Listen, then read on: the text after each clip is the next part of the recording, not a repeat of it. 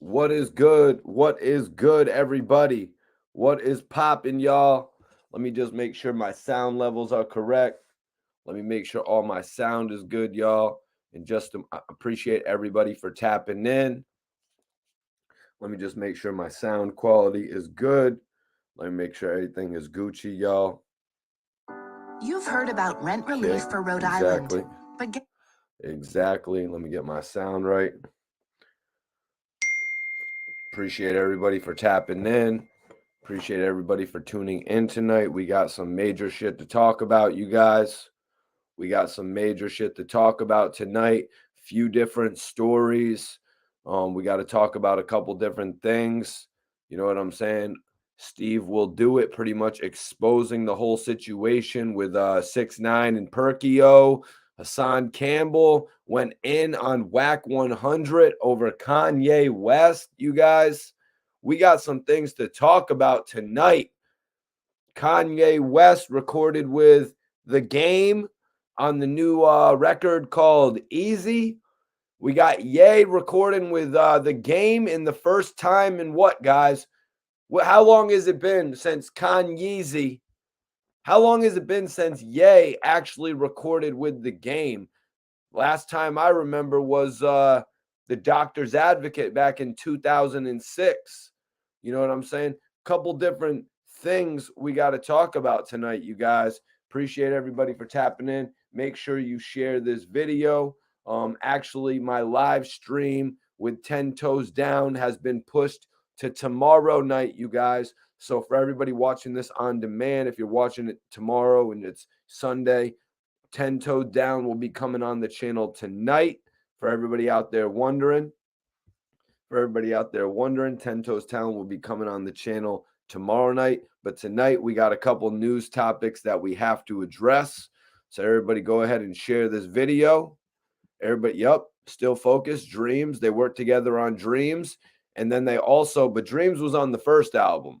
Dreams was actually the third single on the documentary.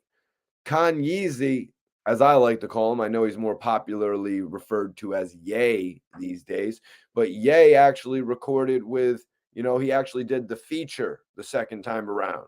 You know what I mean? First time around, he gave the beat. You know what I'm saying? First time around, he actually gave him the beat. Second time around, he actually gave him the feature, you guys. Yeah, we got some stuff to talk about, man.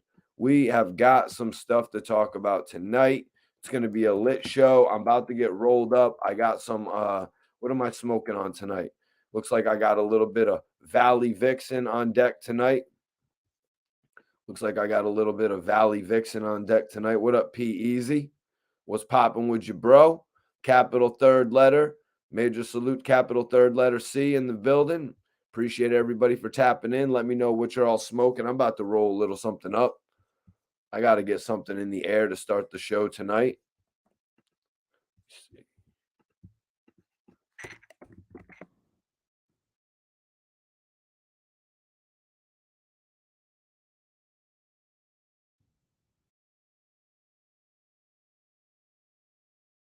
Appreciate everybody for tapping in. Make sure you share this video as we get going live tonight. I'm just getting everything situated, meaning my Dutch. You know what I'm saying?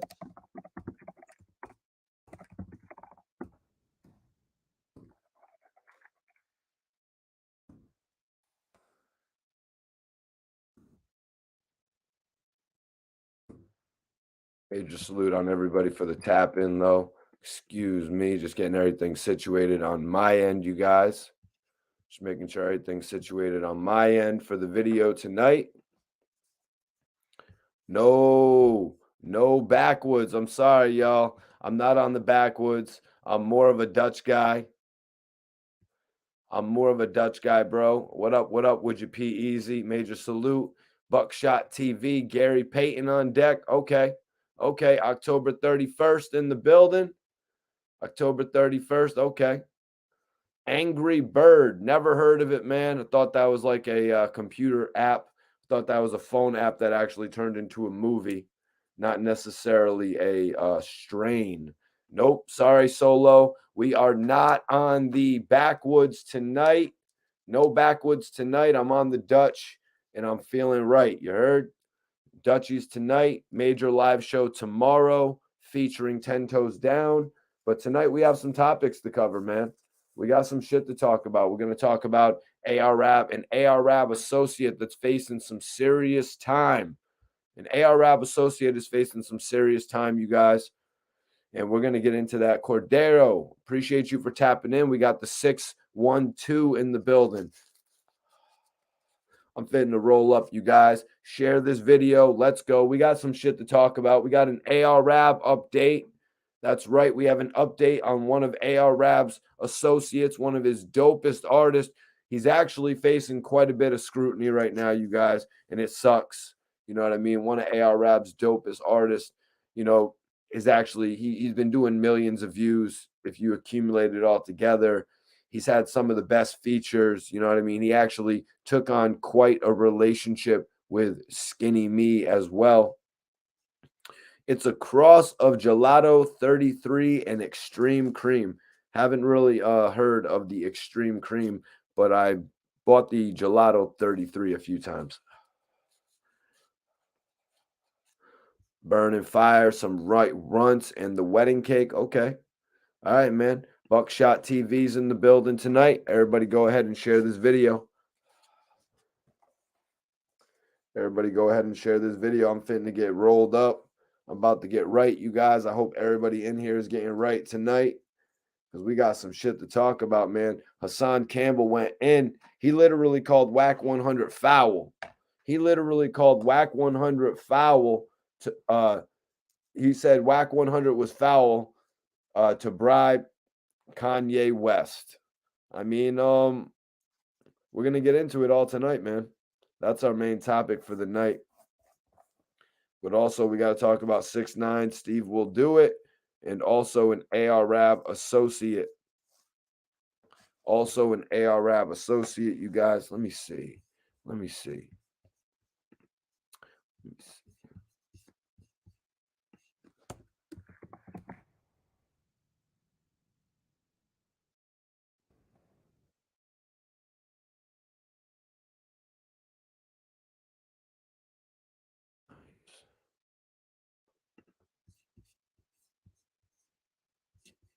Appreciate everybody for tapping in. You know it's love.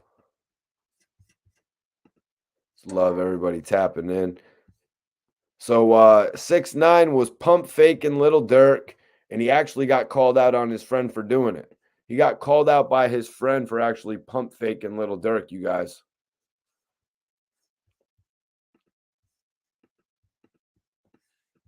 He actually got exposed by his friend.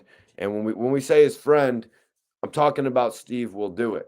I'm talking about SteveWillDoIt, you guys. Somebody that has been showing 6ix9ine quite a bit of love.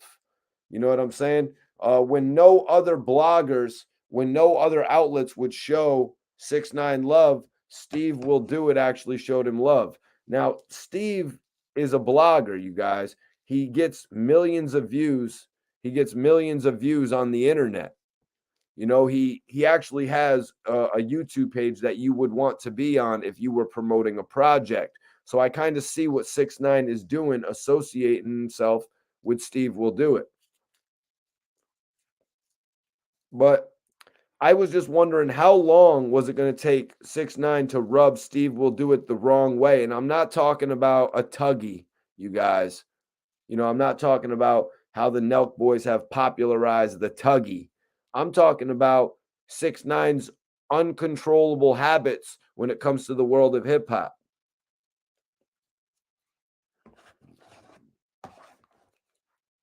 Yup, you already know. Fresh shave tonight. Fresh shave tonight. Just want to be, you know what I mean? I actually messed up on my cut, just to be 100% honest with you. I was shaving a little bit earlier, messed up on the shit. It is what it is. Hell yeah, I appreciate everybody for checking out that China Mac interview. You know, there's a lot of shit going around with China Mac's name right now. I wanted to post that China Mac interview up. He's a real one. Showed me love since the early days. Major salute. Major salute, Mike. Appreciate you for tapping in. Appreciate you for tapping in. from Providence, Rhode Island. Major salute.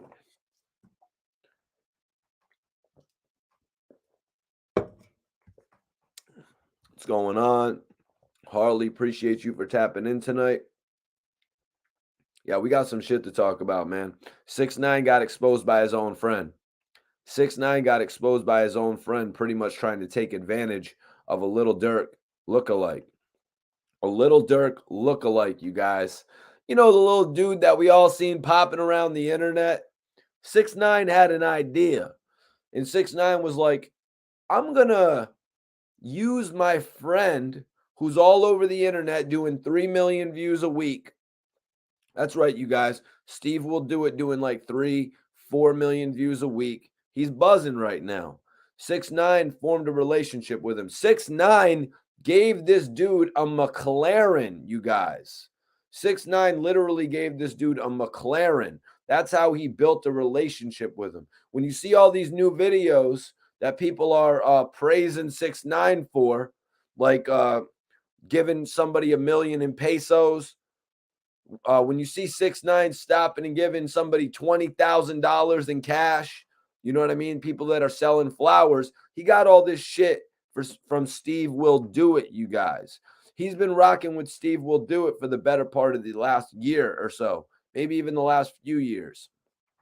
And he picked up a lot of these habits from Steve because he watches Steve's YouTube channel. He sees how much love SteveWillDoIt gets on his YouTube channel because of what he does.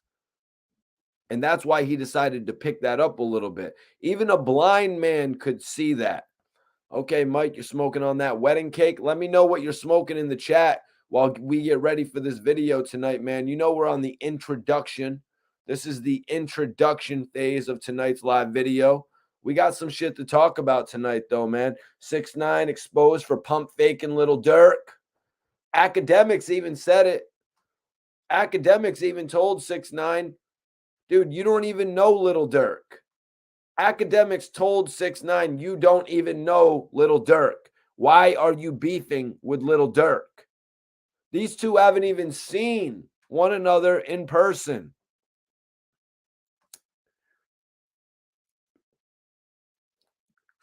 I'm smoking on some Valley Vixen tonight. Let's go share this video, everybody. I'm smoking on some Valley Vixen, 19%. Y'all know I'm smoking right. Staying right, lifted, and gifted.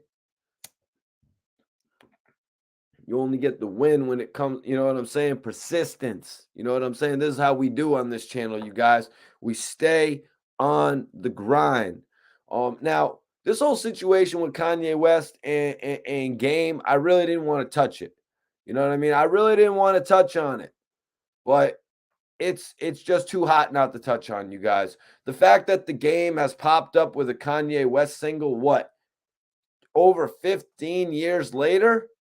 What is it, 15 years later that he's popped up with a Kanye single? Let's be realistic, you guys. It's kind of out of ordinary. It's kind of out of the ordinary, the fact that Game has a new song with Kanye West on his Drillmatic album. I'm talking about Eazy. You know what I mean? It's an ode to Eazy-E. Let's look at the variables, you guys. These two have not worked with each other in quite some time. Kanye West would never in life, you know what I'm saying? Kanye West never in life would have actually, you know what I'm saying? Kanye West would have never in life actually done a record with Ray J. You know what I mean? Kanye would have never done a record with Ray J. Yo, too many issues. Appreciate you for stepping in the room, bro. Buffalo, New York in this bitch. That's right, everybody share this video. We're really just getting started. Don't trip out. Don't trip out, you guys. We're just getting started here tonight. We haven't really got into anything. We got a couple different topics to address. You guys. You know what I mean? We got a couple different dope topics to address. SteveWillDoIt pretty much put the whole situation with Perkie on blast now. That whole situation unfolded. 6ix9ine was lying, you guys. 6ix9ine was lying, but does that take anybody, you know what I mean, by storm? Does that really shock anybody to keep it a buck? 6ix9ine lying. 6ix9ine actually putting his relationship with SteveWillDoIt on the line to film a video and go viral when he just had Gene come out. So the dude just has Gene come out, but he's still trying to go viral. He's still trying to pop a view. You know what I mean? It looks like he was doing the same thing. It looks like he was actually doing the same thing as when he released Zaza, you guys, and he tried to diss Meek Mill.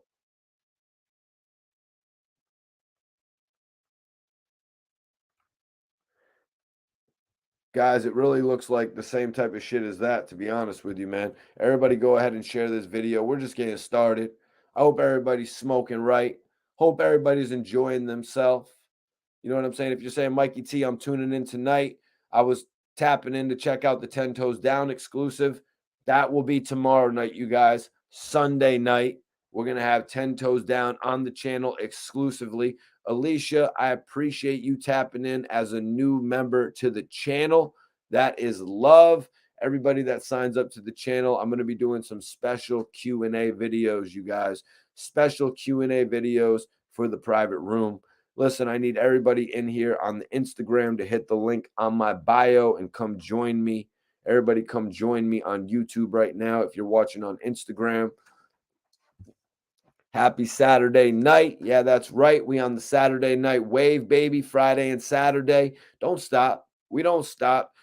Especially when there's news popping, you guys. We do not stop, y'all. And I ain't just taking a phrase from Diddy and Mace. You know what I mean? Consistency has been my key from the beginning, man. Everybody watching on Instagram, hit that link in my bio and come join me on YouTube right now. You heard me? Everybody watching on Instagram, come join me on YouTube. I'll see y'all on there. Come interact with all of us. That's right, you guys. That's right. What's popping, Adam? Appreciate you for tuning in tonight, man. That is love. That is love. Major salute for you for tapping in. Just doing a little bit late promo, man. I stepped in. I was actually checking out that new Liam Neeson movie. I hate to admit it. You know what I mean? We're like 10 years, 15 years past Taken, and Liam Neeson is still making movies like that. You know, where it's literally relatively the same plot.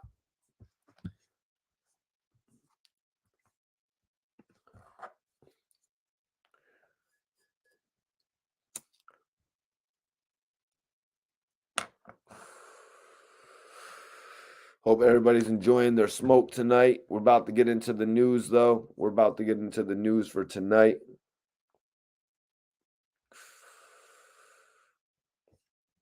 What's popping with you, Adam? What's popping with you, my guy? New member. New member. We got a new member, y'all. We got a new member in the house.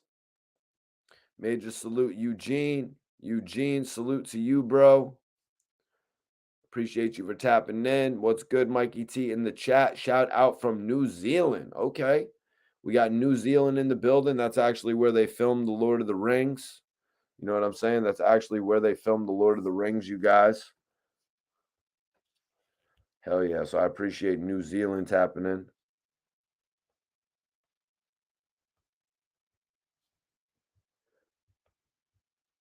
I could only imagine how it is to live in New Zealand, to be 100 with you. I could only imagine how it is to be in New Zealand, to be 100% with you. Okay, Silver Haze and the Golden Goat is what I'm smoking. I'm a big Golden Goat fan. I actually bought the cartridges a few times. Golden Goat is an amazing strain, you guys. Golden Goat is an amazing strain, to be 100% honest with you. I really like that one. Yeah, we back in 95, Richie. We back in 95, baby. Mikey T going crazy. Everybody on here, yo, if you're not tapped in on Instagram, if you're not tapped in If you're watching me on Instagram right now and you're not tapped in, y'all need to come over. Y'all need to come over to YouTube. All you got to do to come over to YouTube is hit that link in my bio, you guys. Hit the link in my bio if you're watching on, oh, damn it. Drop the lighter. That means I can't put the blunt out for extra long. That's all that means. If you're watching here on Instagram, hit the link in my bio and come join me on YouTube, man. Come tap in with us. We got the latest audience here on this YouTube page, the most interactive audience on this YouTube page, you guys. We got BK. We got Flatbush up in here. Major salute to Flatbush. I remember I was over in Brooklyn. It was years ago, though, at the beer garden. You know what I'm saying? I was over there getting, you know what I mean? Drinking some of the champagne, all different types of beer over there. But everybody on here, hit the link in my bio. I'll see y'all on YouTube. Yeah, I got a couple different memories about Brooklyn, man. You know what I mean? 22G's telling me to pull up, and I actually interviewed 22G's in this building. Yeah, man. A couple different memories in Brooklyn, man. Big up Chris Top. Major salute. Major salute. P. Eazy said, I got a Ghost OG card. Okay, man. Jaeger OG. Jaeger OG. District of Columbia in the house. What up, what up, what up with you, Tony? Blueberry Mac. What up, Jason? Appreciate you for tapping in, bro. Appreciate you for tapping in, man. Popping it off. Greetings, the District of Columbia. Hell yeah, man. Appreciate you guys for tapping in, y'all. I'm wondering, what topic should we start with, man? What topic should we start with tonight? Should we break it off with this whole Steve Will Do It exposing 6ix9ine for pump faking Lil Durk? You know what I mean? He wanted to pump fake him. He wanted to pull the pump fake out there. I think that's what we should start off and talk about before we get into our main event, you guys. That's right. That's how we do shit on my channel. You got the main event, you got the intro, you got the filler, and you got the main event when you're coming in and tapping with Mikey T, the movie star. Okay, Mikey. Okay, love the fresh shave. Appreciate that, man. I actually messed up while I was shaving. Just to be 100 with you guys, just to be transparent with y'all. I was trying to shave up a little bit today because on Saturdays, the barbershop closes early. You know what I mean? Saturdays, my barbershop closes at 12. So, and then I can't get a cut on Sunday or Monday. So I literally got to wait till the start of the week. You know what I'm saying? Because that's how my barber is. Anyways, unless I want to, do a house call for like $60 or something like that. And I wasn't trying to pay double. You know what I'm saying? Legitimately. It is what it is. So I tried to do a little shaving. You know what I'm saying? Messed it up. I was like, all right, it's all gone. What's going on? The Bronx. Bronx is in the building. What's going on, bros? Appreciate you for tapping in. CJ, yeah, we only keep it real on this channel. No pump faking. No 6ix9ine on this channel. You know what I'm saying? No 6ix9ine on this channel. We only keep it real over here. Schizo smoking on that monster OG. All right, that sounds like an interesting one. Share this video, y'all. Let's get 100 people up in here. Let's get 100 people up in here. And if you're not subscribed, make sure you do subscribe so you never miss a video with Mikey T. You don't want to do that. The barbershops here, and they usually close at the barbershop here, mine. They close Sunday, Monday, and 12 on Saturday. They do like a little 2.5 day off type thing. Salute, salute, salute. CJ, I try not to front on here, man. I try to be transparent with the audience. You know what I'm saying? Even though I'm probably looking halfway crazy out here today. You know what I'm saying? It is the winter time. You know what I mean? It's the winter time, so it is what it is, man. Oh, no, it's not the winter time no more. It's still May, but it feels like the damn winter time. I ain't gonna lie, until it hits like July. 11/11, everybody make that wish. Everybody make that wish. It's 11/11. Y'all got that opportunity right here, right now, and I'm letting you know. And please forget the fact that I just said it was wintertime. I just be the type. Look, I'm still wearing a long sleeve shirt and shit like that. It was short sleeve weather today. a little windy, but I'm not Jim Jones, y'all. I'm not giving y'all the weather report. I'm here giving y'all the Kush report. Jim Jones can do the weather report. I'm doing the Kush report. That's what I do over here. Speaking of that, let me get my lighter. Damn. How the hell that lighter went all the way over there? But we got some shit to get into, man. A couple dope ass topics. Steve Will Do It. Did a few interviews, maybe one actually, to address the situation with Perkie, who I guess they were trying to portray Perkie as Lil Durk. They were going to do a prank where they thought all of us watching, thought all of us watching were going to believe that Perkie was Lil Durk. That sounds like a really, really bad prank, first of all. You know what I mean? That prank, like, Steve Will Do It should have turned down that prank when 6ix9ine called him up and asked him to do it. If you guys see what Steve Will Do It just released, he actually gave two different families $1 million in pesos, which is actually $50,000 American. Steve Will Do It should have turned down that call immediately from 6ix9ine. It was a clout chase call. Why? Another reason that Steve Will Do It should have turned down that call. Another reason Steve Will Do It should have turned down that call was because of the fact that the Nelk boys literally just had Lil Durk on their podcast. Now, I know I don't need to remind all of you. What's been going on with Lil Durk. Lil Durk has the #1 album 4 out of the last 5 weeks, or 3 out of the last 5 weeks. Lil Durk is the #1 recording artist right now, you guys. Lil Durk hasn't been doing any interviews, y'all. Lil Durk hasn't been doing any interviews. He even told academics, yo, Ack, not really doing many interviews. I told Gilly and Wallow I would do this interview years ago. Lil Durk actually explained that to academics. Academics respected that because academics would never get that type of acknowledgement out of let's say, a Chief Keef.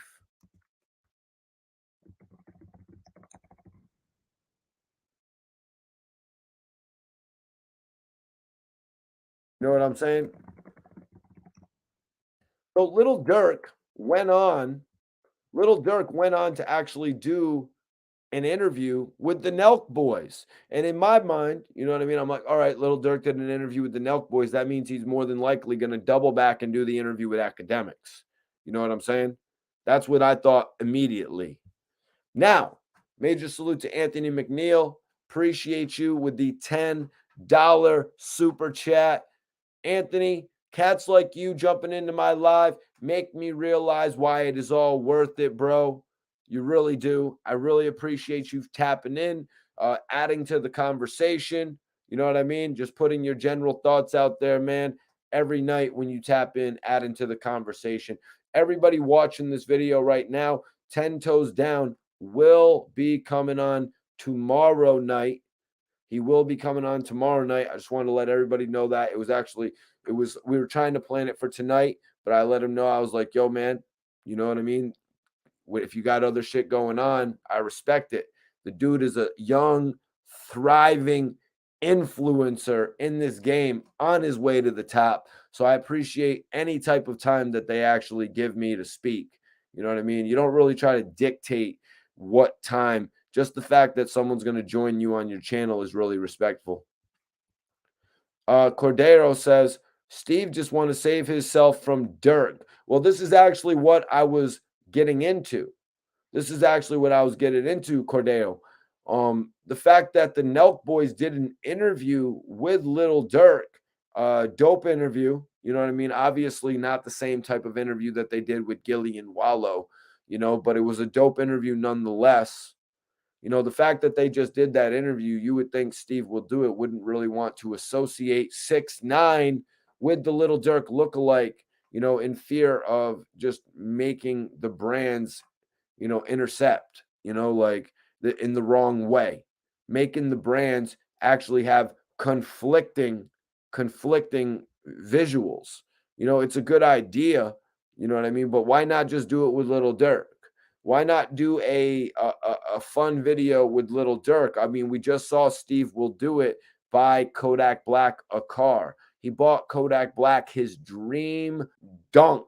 So why not do something a little bit different since the Nelk Boys just had, you know what I mean? The Nelk Boys literally just had Lil Durk on an interview. You've got the contact information. Why not do something where you go and you do something for Lil Durk and his fiance India? You know what I mean? Why not do something like that where you send them on their dream vacation or something along those lines? You know what I mean? Their dream vacation would probably cost $1 million.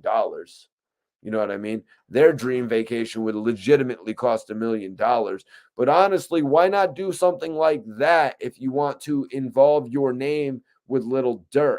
The Nelk Boys just did an amazing thing, you guys, by actually getting Lil Durk on the podcast. They had Rick Ross on the podcast. You know what I mean? They've been doing major things. And I think a lot of people are getting it confused. SteveWillDoIt has his own YouTube where he does various giveaways, he does various betting, and he does various charitable things on his YouTube page. Amazing things that'll shock, that'll drop a tear. You know what I mean? Things like that is what SteveWillDoIt is doing. Now, the dude's interviewing him out there, or the dude's watching, you know what I mean? Don't get it confused. You know what I mean? SteveWillDoIt has relationships with some different rappers, but his content is not based around hip hop. You know, so I really don't want people to actually get it confused in that sense. And yes, that's right. I have a dope interview, dope throwback classic with China Mac. One of my best interviews. One of my best interviews. So I want y'all to check out my interview with China Mac. He speaks on how we got his name. He spoke on his 10-year bid. You know what I mean? He spoke on a whole hell of a lot.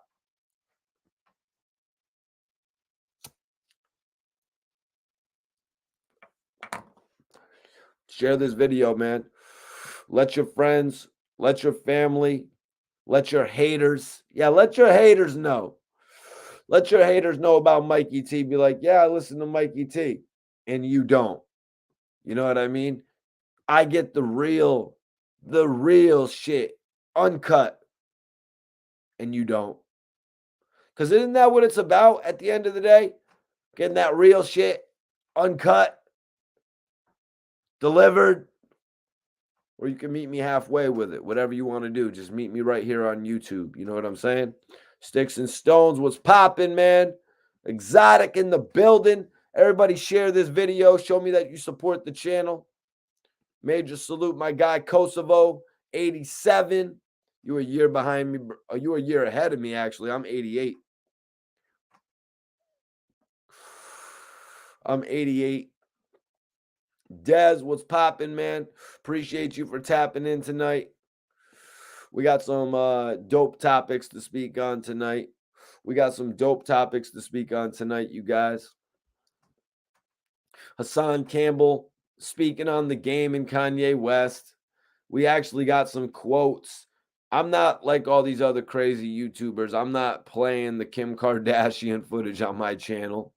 When I interview Kim Kardashian, y'all will see it on my channel. Y'all will see it on my channel when I actually interview Kim Kardashian. You know what I mean? People like that. But I'm not going to go ahead and play shit from other people.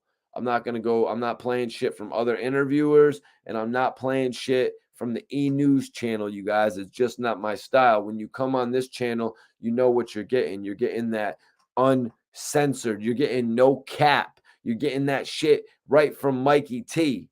It ain't nothing else. You know what I mean? You ain't getting that shit that comes with a little bit of cut in it.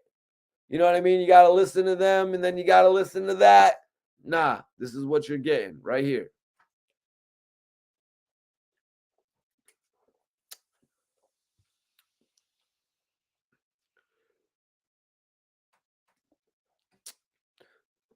Red Bull, baby, that shit gives me wings. That Kush, baby, that shit's my parachute. You know what I'm saying?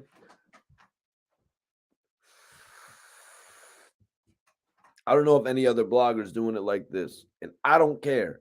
But that's how we do shit on this channel. Come on, man. Be respectful in the chat, though, man. Be respectful in the chat, and I definitely appreciate it. Let's get into this shit. So, Lil Durk had just gone on the Nelk podcast. Now, the Nelk Boys podcast isn't what Steve Will Do It is mostly known for, though.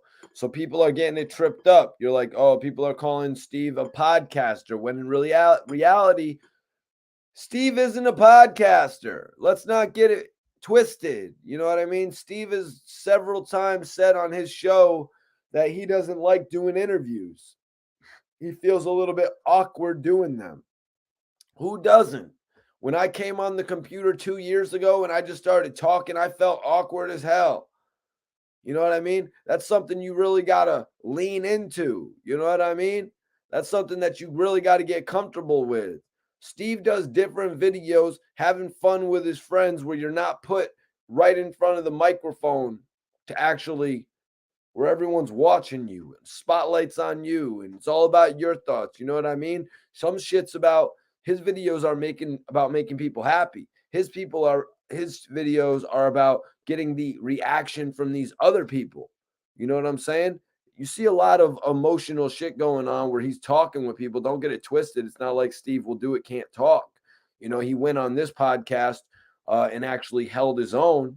You know what I mean? But he's not known for that type of shit. He's not one of the guys interviewing people. I believe Steve said that he I believe Steve said that actually I know that Steve said that he did the interview with Donald Trump and he actually didn't talk the whole time. Now this is what I'm blazing, bro. Oh no, this is not what I'm blazing. This one over here. Where is it? Oh, this one right here. This is what I'm blazing, you guys. Pretty good shit, man. It's pretty good. I ain't gonna lie. Yo, Dez, appreciate you, man. You already know we keep it 1,000 over here. We keep it 1,000 over here. Only thing to do, we keep it real on this channel. Realist Live Podcast. So Steve was catching flack because everyone thought he was actually setting up a prank that involved 6ix9ine and the Lil Durk lookalike Perkie. So they were explaining the situation with Lil Durk, and 6ix9ine was real beef. Everyone knows that 6ix9ine and Lil Durk, it's pretty real beef, even though academics has said that, you know, 6ix9ine never really met Lil Durk. Everybody considers it to be real beef. I mean, shit, you know, I'm not trying to out Steve. I know Steve is a fan of 6ix9ine. He uses it as workout music a lot of the time. You know what I mean? So Steve should have seen in the video that at one point of the new Gene video, it actually said slide for Vaughn. You know what I mean? There was a little cutout right there. I would think if he was really a big 6ix9ine fan, he would have been one of the people to actually stop the video, see what that says. What is that little shot with where it goes to the black screen with the red text? What is that? I would think a number of fans would have done that. Obviously, it was reported on a number of blogs. You know what I mean?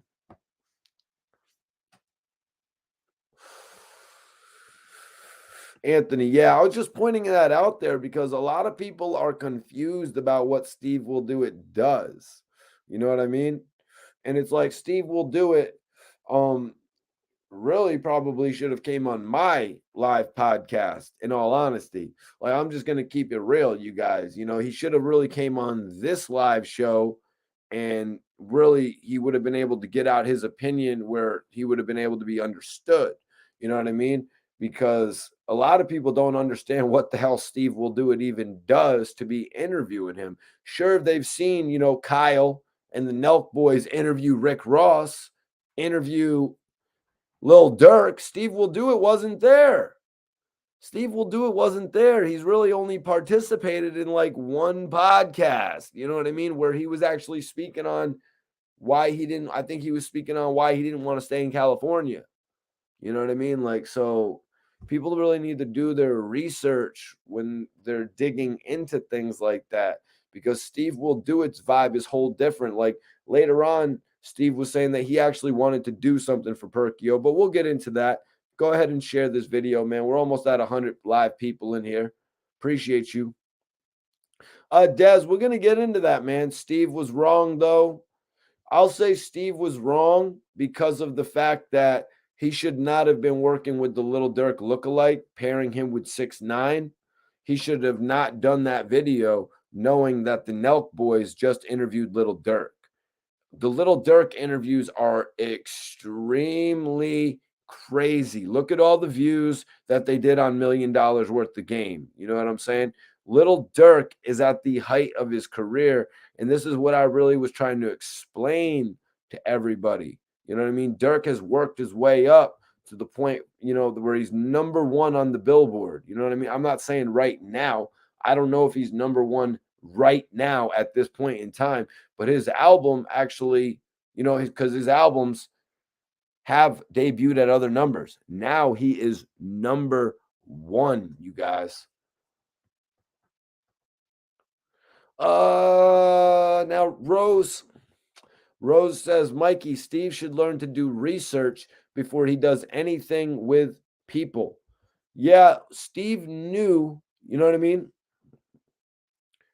Steve knew the fact that 6ix9ine and Lil Durk squashing their beef would be the video title. Hell, I almost labeled the video. Hold on one second. Let me see 1 second. Where's that title I had? Oh yeah, I'm gonna go ahead and yeah, Steve Will Do It was thinking that title was actually gonna do major numbers. That's what he was thinking.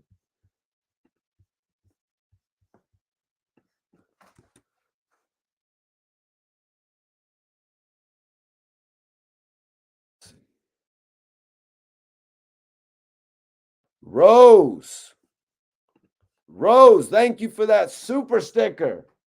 Hell yeah, $4.99 super sticker. $4.99 super sticker from Rose. I definitely appreciate you. Definitely appreciate you for that.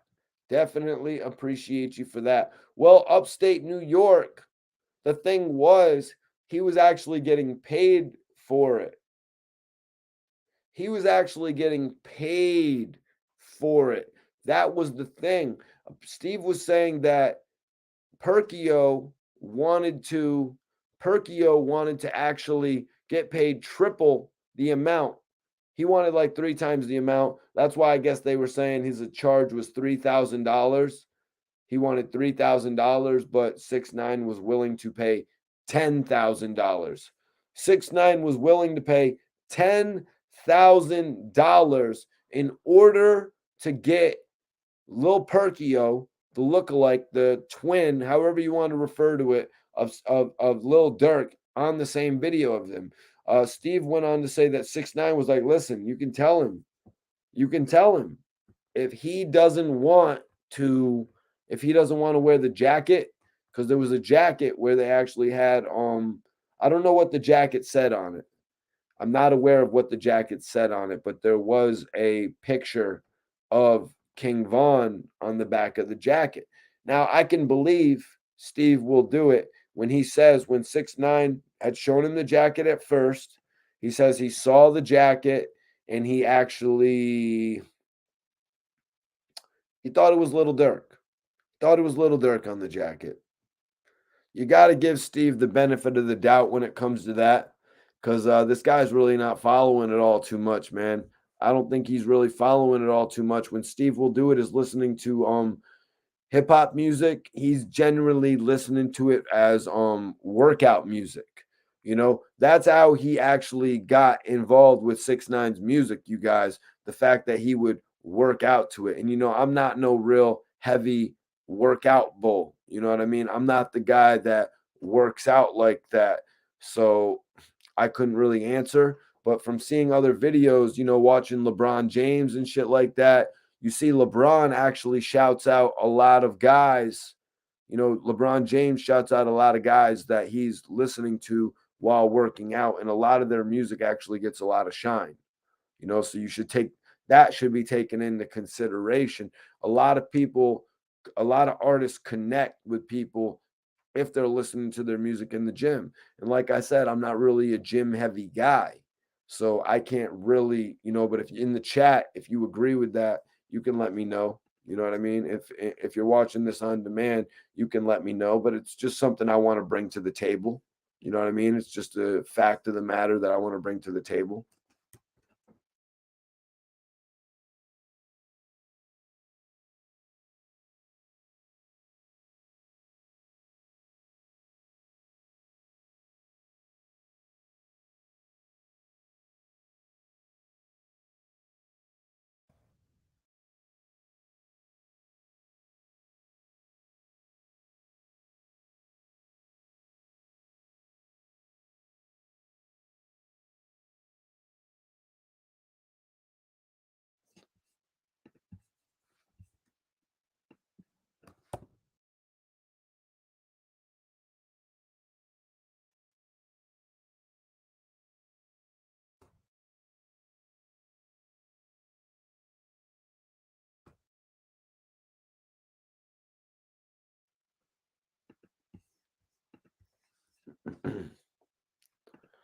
I find songs of workout playlist of athletes. Facts. Yeah. No, that's just something I wanted to point out. You know what I mean? Can't really hate on somebody for what music they like to listen to. They had actually connected during one of the Nelk Boys interviews because the Nelk Boys, they do pranks. They do pranks. Most of the time, they're amazingly funny pranks. Now, when 6ix9ine first got out of jail, what did everybody do about 6ix9ine? What did everybody do on social media? They dissed 6ix9ine over and over and over again. You know what I mean? The Nelk Boys, they're pretty creative. The Nelk Boys are pretty creative, so much to the fact that they made a video. They made a video where random people would come up and they would make fun of 6ix9ine, and then 6ix9ine was literally right behind the corner.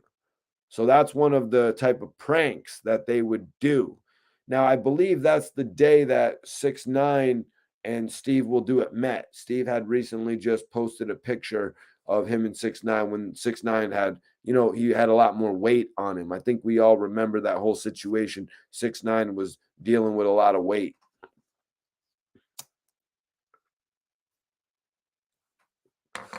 He eventually lost it in some way.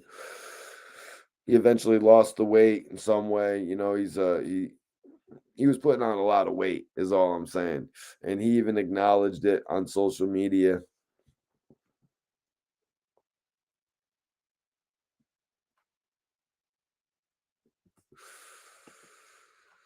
Jamarcus, appreciate you for tapping in, man. Hope everybody's smoking right in the live tonight. Hope everybody's smoking right in the live tonight.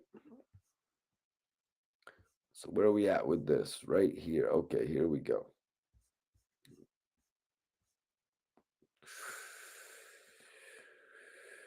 So SteveWillDoIt answered why.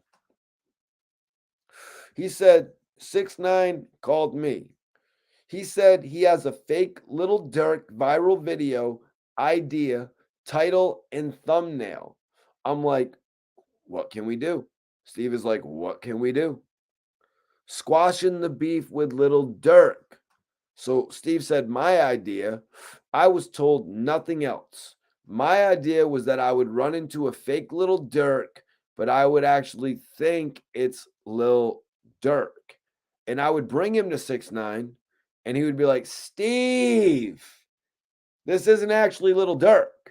But the whole idea was great to get the title. I got 6ix9ine and Lil Durk to squash the beef. That's pretty much what SteveWillDoIt was looking for. He was looking for that one little title there, you guys. He was looking for that title to capitalize on all of the commotion that's going on with Lil Durk and 6ix9ine right now. So that leads everyone, the guys who interviewed him, it leads everybody watching. It leads everybody to believe that Steve Will Do It obviously knows about the tension between Lil Durk and 6ix9ine. You know what I mean? You would legitimately have to be under a rock to not know about it. I mean, but also if you're listening to the music, it's just evident. You know what I mean? If you're listening to Gene, it's evident that he's taking shots at Lil Durk right there. So I really don't get, you know what I mean? I really don't get how anybody wouldn't know. But yeah, this is real typical Steve Will Do It. You know, he was going to run into the fake Lil Durk. He was going to talk to the fake Lil Durk. You know what I mean? And he was actually going to be like, yo, man, he was going to go bring him to 6ix9ine, and then it was going to blow up in his face. Now, I don't know what would have happened from then. I don't know why 6ix9ine would tell him that that was the fake Lil Durk. That doesn't really make sense to me. You know what I mean? That doesn't really make sense to me, you guys. The fact that he would be like, yo, Steve, this isn't even really Lil Durk. You know what I mean? Like, that doesn't make all the much sense to me, to be honest with you guys. Like, I don't know why that would be the blog. You would actually think the blog would be, yo, Durk, let's kill the beef. Let's do a song together. Let's get in the studio. That's what you would think the blog would be that they were looking into. Yo, dear Yvette, appreciate you for tapping in tonight. Major salute to everybody for tapping in. Make sure you hit that like button. Upstate New York. Major salute. Atlanta, Georgia, checking in. God bless you all. What's up, bro? What you smoking on, dog? I'm actually smoking on this strain called Valley Vixen tonight. Picked up a little Valley Vixen. They had a good deal on it at the dispensary, 19%. Also, it's a sativa. You know what I mean? So I wanted to try something a little bit different. I'm not going to lie to you guys. I got this biscotti, and I was a little thrown off because the biscotti was only 16%. But I was like, yo, man, the biscotti always sells out. The biscotti's one of the best brands out. But yeah, this shit put me on my ass. I'm not going to lie. That shit had me passed out. You know what I mean? That shit had me passed out for a few hours. So you really can't judge the bud all the way based on the percentage. But that's not why we're here tonight, man. We're here tonight talking about a few different things. We're here tonight talking about the fact. We're here tonight talking about the fact that Lil Durk's associate or his protege or his twin or his lookalike, if that's the very least of what they are, if he's just a lookalike, I mean, Durk has showed him a little bit of love in the past. He got put in a position. That, you know, he kind of put himself in it for the money. You know what I mean? Because 6ix9ine is a bit of a wild card. You know what I mean? 6ix9ine is a little bit of a wild card. You never know what you're going to get dealing with 6ix9ine, you guys. And look what happened here. They were all supposed to, Steve Will Do It explained it, you guys. They were all supposed to meet upstairs in the condo, interact, you know what I mean? Figure things out. Apparently it got switched and they all went and they met at the pool. And at that point, 6ix9ine had 20 dudes with him, as we all saw at the Academics podcast. He was there with the Sprinter Boys, as they've been dubbed. They've been dubbed the Sprinter Boys. That's right. You got the Lobby Boys with Jim Jones. And now 6ix9ine's got the Sprinter Boys. They be pulling up in those Sprinter, boy. Yo, what it do? JX is in the building. Reginald Hall is in the building. I need y'all to share this video, man. You know, we got a dope live video tonight. We're on the first topic. 6ix9ine got exposed over the beef with Lil Durk. Pump faking on the beef with Lil Durk, you guys. We all know that this situation's kind of been heating up. It's been heating up since 6ix9ine got out, pretty much. And 6ix9ine was taking shots at Lil Durk's record sales back in the day when 6ix9ine actually got out of jail and he thought he was going to move a bunch of units. You know what I mean? And he thought he was going to move a bunch of units. You know what I mean? Then 6ix9ine went into hibernation And this guy, SteveWillDoIt, who does millions of views on his YouTube channel, actually built a friendship with him. You know how it is. You know how it is, you guys. Sometimes you'll meet that guy whose music you're listening to. But then, as they said it, what rapper said it, y'all? The business end of this shit can turn your friends against you. 6ix9ine was looking for a prank. He wasn't looking for a Nelk Boys prank. He was looking for more of a 6ix9ine prank. Think back to that little stupid prank he did on Lil Reese. These are the level of pranks that 6ix9ine likes to do, you guys. These are the level of pranks that 6ix9ine likes to do. He likes to do the extremely cheesy. He likes to do the extremely cliche. We saw the prank he did on Lil Reese. You know what I mean? And that's why it's kind of crazy. Lil Reese actually responded to this whole thing, you guys. Lil Reese responded to this whole incident with 6ix9ine and Perkie. He actually responded and seemingly gave Perkie a little bit of backlash for getting caught up. And that's what the whole situation is, you guys. Perkie should have made his decisions more properly. But it's not like Perkie is a member of OTF. You know, it's not like Perkie is on the OTF payroll. So being an actor like that, I think SteveWillDoIt actually referred to him as a paid actor. Being a, you know what I mean? Being a content creator, getting into that space, which Perkie obviously is, you know what I mean? You're going to start taking all these business opportunities. I mean, shit, look at all these different guys who are all these comedians who are making their name in the game. You know what I'm saying? From just doing online videos where they literally harass people. You know what I mean? Dear White Vet, appreciate the $10 super chat. That's love right there. Like I said, everybody that sends in a super chat, you can always send in a question, even if it doesn't relate to the topics, you guys. Even if it doesn't relate to the topics, you can always send in whatever question you want with a super chat. That's when we really get uncensored. That's when you really get that no cap Mikey T. You know what I mean? When you send in the super chat with the question, and then I got to give you no cap. Then this shit turns into no cap TV with Mikey T. Once you send in that super chat. What up? What up? What up? Yes. Like and subscribe to this video. Literally at the same time, just like and subscribe. Subscribe to the channel. Make sure you hit the notification bell so you never miss one of these live videos. Why? Because you get the chance to interact. You get the chance to interact with the influencer, y'all. I don't know what they're doing on the other channels, but I'm bringing live guests on here, and I'm interacting with every single one of y'all in the chat. Saturday Night Live.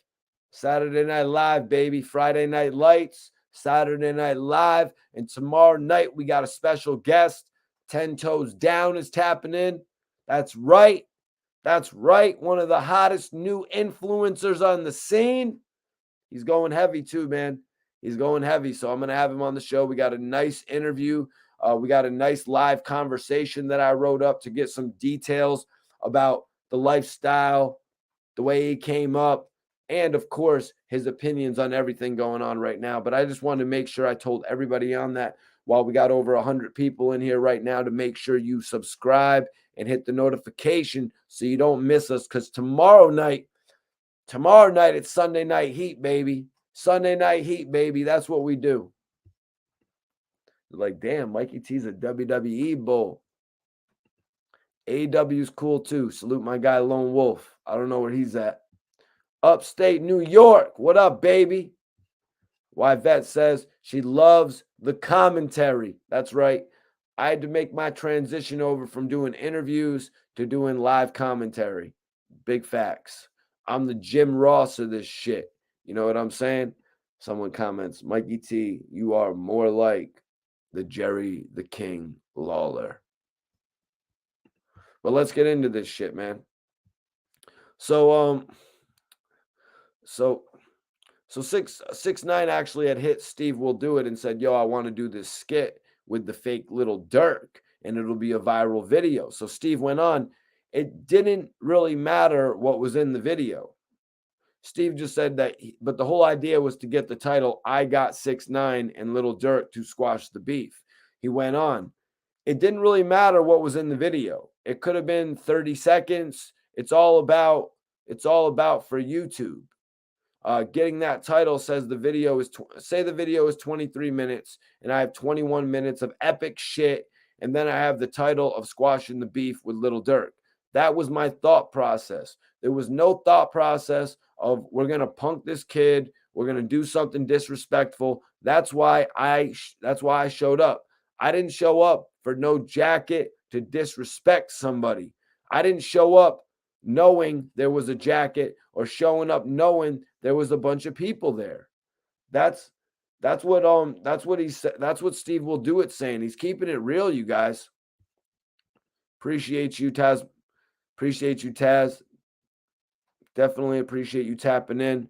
Dev, what's going on with you? Appreciate you. Sticks and Stones, appreciate you. Everybody share this video. Let's go. Share this video, y'all. We're just getting started tonight.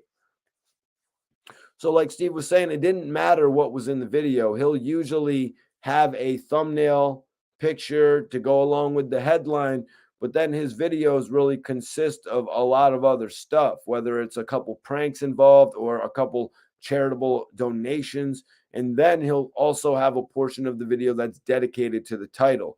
You know what I mean? Sometimes it'll be clickbait type shit. Like one time he said his girlfriend was pregnant and then she didn't actually turn out to be pregnant. So it's not like the most clickbait because this guy's doing some really amazing stuff on the internet. But I just don't get why he would try to do a Lil Durk prank so close to the Nelk Boys actually doing the interview with Lil Durk. Now, you got to understand the importance. Like I understand Steve's videos, they're really starting to take on a life of their own and he's becoming one of the most popular people on the scene. Like that's facts. You know what I mean? But you got to consider your home base. They actually just did a whole joint with Lil Durk. That should take precedent over anything you're going to do especially if it's going to do something to discredit Lil Durk. Steve can come up with 10, 20 different ideas probably in the span of a week for a video. So I don't get why you would do something that would potentially, even if there's the slightest potential that it's going to discredit what your brand did. You're a part of that brand. Why would you do a video to discredit that brand? Lil Durk is not going to link up with 6ix9ine because it would discredit his brand. Gilly the Kid did not link up with 6ix9ine because it would have discredited his podcast. You see what I'm saying? Like a lot of people who are in position, but some people who are getting their first look, some people who want their 1 million views, they want their second or third or fourth video with 1 million views, they're going to jump on it. They're going to jump on it. But the guys who really need the opportunity, they're not going to get it. It's levels to this shit, you guys. What's up, Prayed Up? Appreciate you for tapping in, man. Slippery. What up, Slippery Surfer? Major salute for you on the tap in, bro. Major salute. Actually about to get a pair of shades just like that. I was thinking white shades too, man. Yep, I was thinking some white shades. Unless I just go with the classic black shades. But I'll see what I do. The summer's coming up. I'm thinking about getting a pair of shades. Don't know if I'm going to go black or white, man. Definitely just going to be one of those two colors. I'm not the red type of guy. I'm not the blue guy. Just going to be either, the normal black shades or the eccentric white shades. You know what I mean?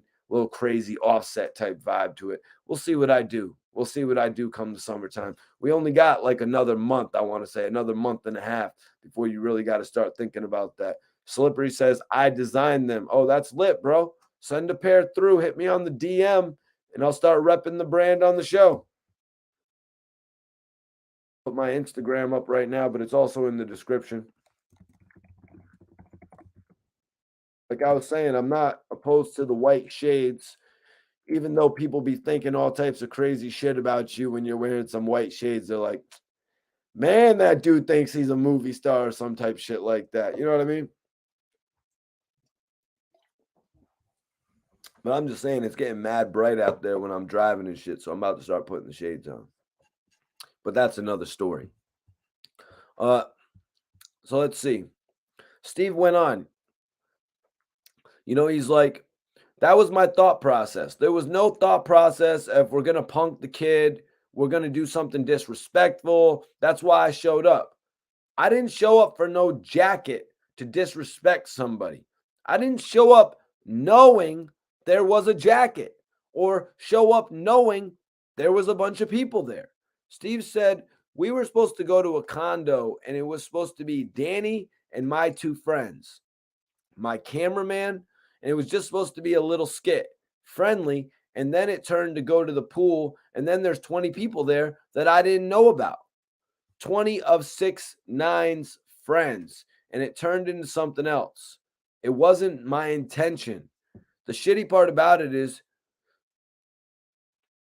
Perkie, who was getting hit up by whoever on 6ix9ine's side, not my side, saying, hey, do you want to do a collab with SteveWillDoIt? And I knew nothing about it. I didn't know who Perkie was. I didn't know who he was until I got there, and it was a messed up situation where my name was used to get the kid there, and there was no YouTube video to be filmed. SteveWillDoIt is explaining. Steve is saying that his name was used in this situation because if Perkie is a Miami guy and he's got a Miami-based, a Miami-based manager, they're going to know who SteveWillDoIt is. Let's put this into, let me put this in relation for everybody. Now, the Island Boys, each one of those Island Boys, whether it's Kodiak Red or Fly Soldier, they do about 1,000 live viewers if they go on solo. They do about 1,000 live viewers, maybe 1,100, 1,200. When SteveWillDoIt goes on Instagram Live, he does 9,000, 10,000 live viewers. I noticed in SteveWillDoIt's live, the Island Boys were actually there. You got to imagine the Island Boys probably wondering, damn, we have a viral hit song, but we only do 1,000 views in our video, in our live stream on Instagram, and SteveWillDoIt does 9,000, 10,000, meaning the Island Boys must know that SteveWillDoIt is actually 10 times more popular than them. Just keeping it real. Just keeping it real here. There. It's just something that I pretty much witnessed right in front of my face. So basically, Steve was asked about the beef with King Von and 6ix9ine that spiraled into being including Lil Durk. You know what I mean? 6ix9ine pretty much uses King Von's situation against Lil Durk, trying to spite him, trying to pretty much tie him into some beef. Steve was asked if he knew about the 6ix9ine. Steve was asked if he knew 6ix9ine was making fun of King Von. I'll tell you what happened. I had no idea until I got there. I had no idea until I got there.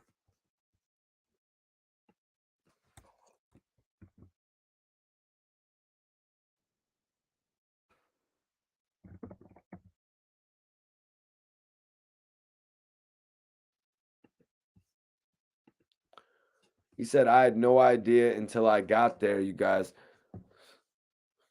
I had no idea until I got there, and it was, he had this jacket. He pulled it out at first. I thought it was a picture of Lil Durk. Steve admitted to not knowing about the beef with Durk and 6ix9ine, but not like that. He knew about Steve admitted to knowing about the beef with Lil Durk and 6ix9ine, but not like that. You know what I mean? He didn't study it. He wasn't on here watching all the blogs about it. I mean, it's pretty obvious. You know what I'm saying? He wasn't really reading into it. There's some people out there who aren't just going to read into the Lil Durk and 6ix9ine beef every time they get a chance to. You know what I mean? Especially if they're friends with 6ix9ine.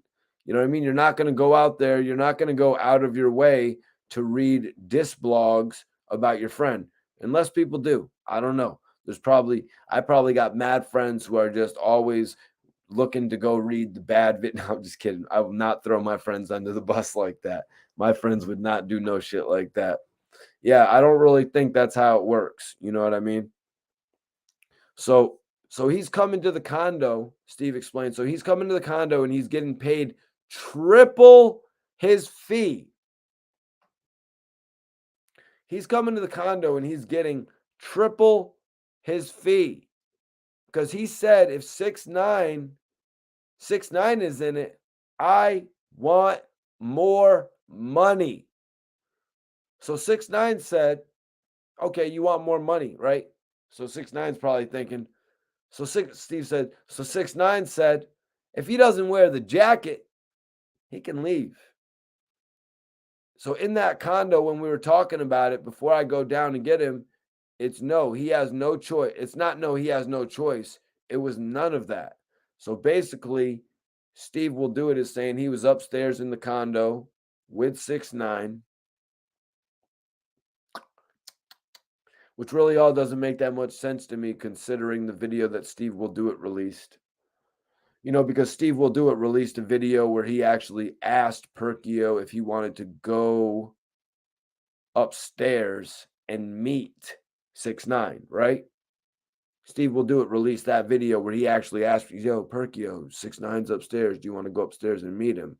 That was what I saw. So now Steve Will Do It is on here saying that he was upstairs in the condo with 6ix9ine, who was going to pay him triple his fee.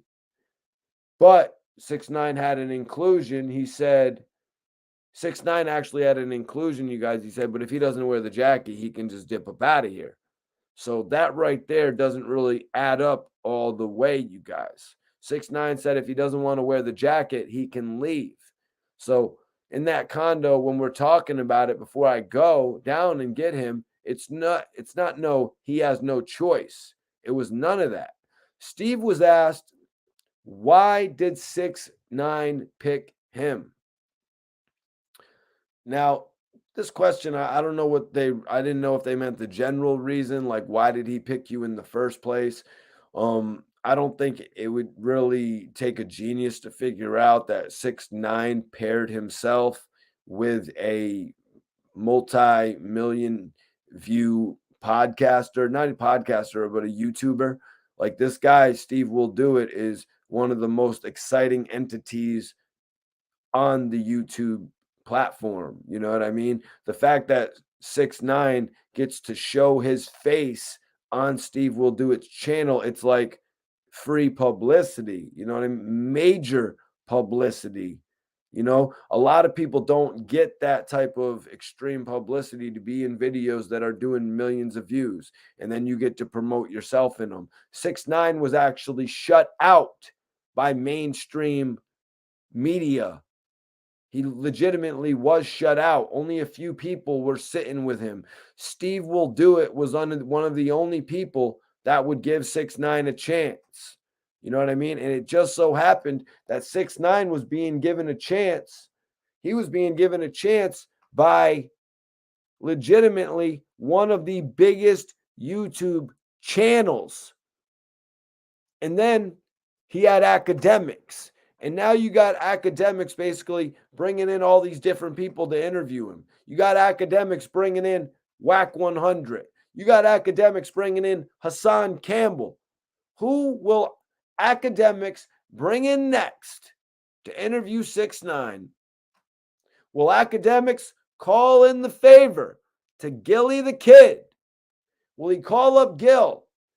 Will 6ix9ine legitimately go on Gilly's podcast and apologize to Gilly for telling Gilly that interviewing him would be the biggest thing he did in his career?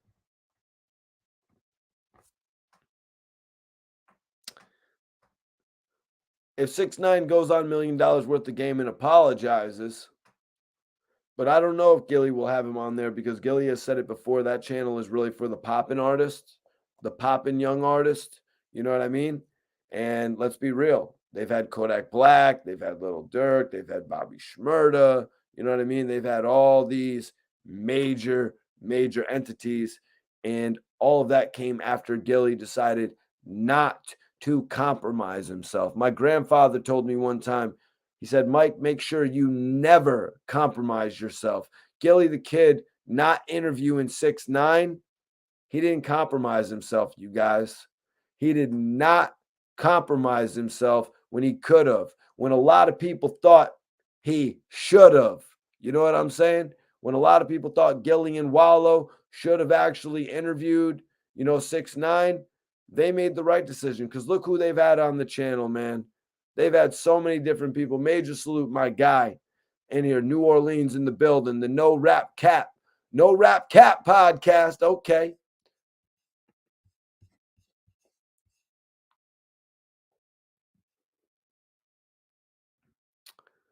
Oh man, Shadow Files. Well, Shadow, Max B will be home in the next few years. Max B is going to be coming home in 2025. A lot of people are keeping hopes up that he comes home in 2021. You know what I mean? A lot of people are saying that they're hopeful that he comes home in 2021. 2022, excuse me. A lot of people are hopeful that he actually comes home this year. We're all going to always keep our hopes up for Max B. You know what I mean? But the reality of the matter is the latest date Max B is going to come home by is 2025, you guys. That is the latest date for Max B. If you look at the website, it says 2025, which is a pretty amazing thing, in my opinion. Pretty amazing thing, in my opinion, the fact that Max B is going to get to come home in just a few years and continue to get his music shit going. So when asked why did 6ix9ine pick him, Steve actually said, if he could have got Perkie without me, I would have never been called. That wasn't for my YouTube. That was for his feed post. Now, I'm not sure who he meant. I'm not sure what he meant when he said his feed post. Were they really just doing that for his Instagram feed? Is that what they're saying? Were they really just doing it for his Instagram feed? I would imagine they were be doing it for one of his next videos to be 100%. You know what I mean? That's what I would imagine they were doing it for, one of his upcoming videos, pretty much in similar fashion to the way that they tried to do that to Meek Mill.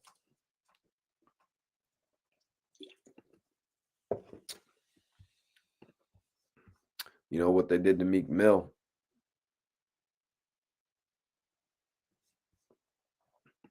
He was trying to take advantage of the situation, film a dude in a vulnerable position, pretend he's Lil Durk. You know what I mean?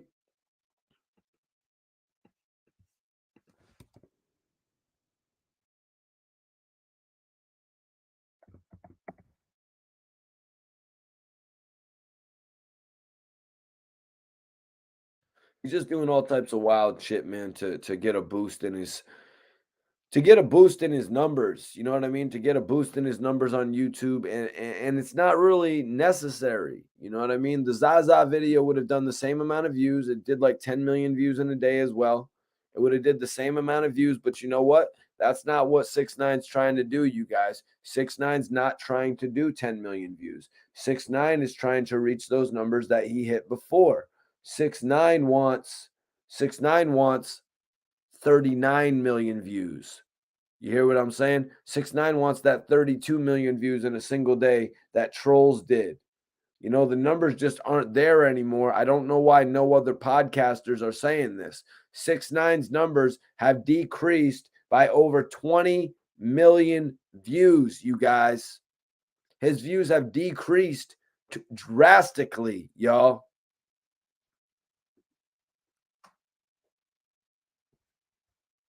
And I really just wanted to point that shit out because nobody else is actually pointing those facts out, you guys. Nobody's pointing out the fact that his first video out did 39 million views in a day. Nobody's pointing out the second video he did actually 32 million views in a day. His views have dropped dramatically, you guys. And I'm not going to sugarcoat it. You know what I mean? Why isn't anybody bringing this up when they're getting the opportunity to interview him? Because some people are looking at it like, yo, Mikey T, in all honesty, In all honesty, Mikey T, his views, 10 million views, that's better than anybody else out there in reality.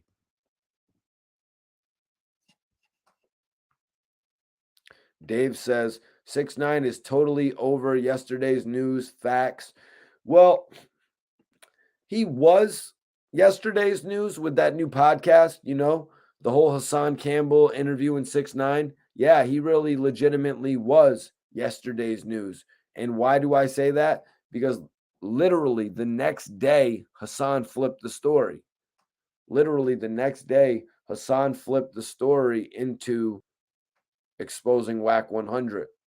You know what I mean? And this is another piece of the puzzle right here. We go back. We literally go back to the Kanye West track. Actually, we got one more point to address in the Steve Will Do It interview, because he was asked what will he do going forward. Steve said, I feel like I just made a mistake. Right now, I'm not filming or doing anything with 6ix9ine anymore. Because here's the thing with me. If someone does something to me where they use my name and the consequence is I'm looking like the bad guy when I had no ill intention, I would cut them off. So Steve Will Do It is saying that he is officially cutting off 6ix9ine, you guys. He's officially cutting off 6ix9ine is what Steve Will Do It is saying.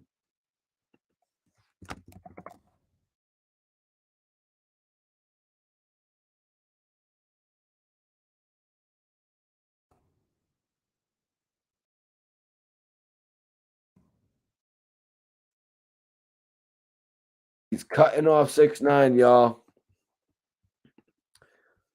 Steve went on, nobody gets a pass because they're famous. That's what you would think. You'd be like, why would Steve Will Do It cut off 6ix9ine? He's famous. Why would Steve Will Do It cut off 6ix9ine? He's famous. He wouldn't want, doesn't matter. Doesn't matter. It's all about integrity in this game. Steve Will Do It was put in a position by 6ix9ine. 6ix9ine put Steve Will Do It in a horrible position where he now has possibly made a large number of people have a bad taste in their mouth for Steve Will Do It LLC. Steve recognizes this, and that's why he's going to distance himself from 6ix9ine. For anybody just tuning in, Steve Will Do It has announced this. He said, right now, I'm not filming or doing anything with 6ix9ine anymore. Nobody gets a pass because they're famous. I do a lot of good and everyone loves me. And for someone to use my name and put me in a situation where I don't understand and I don't want to be a part of, and now I'm getting all this hate, it sucks. Steve doubled down. I'm just not doing shit with them anymore. That wasn't cool. I would never want to be a part of that. It sucks that it happened like that. Steve Will Do It is upset about what happened here, you guys. Steve Will Do It is upset about what happened to Perkie, y'all. You can really tell this. He was actually asked, what are you going to do? What are you going to do, Steve, for Perkie, Is he going to apologize? Steve said he has apologized. He said he's apologized on social media, but Steve is saying he might do a little something else. Steve said, I reached out to him. If he actually wanted to do something again, I wanted to say sorry and do something for him. I keep saying, but it wasn't my intention. I keep saying it, but it wasn't my intention.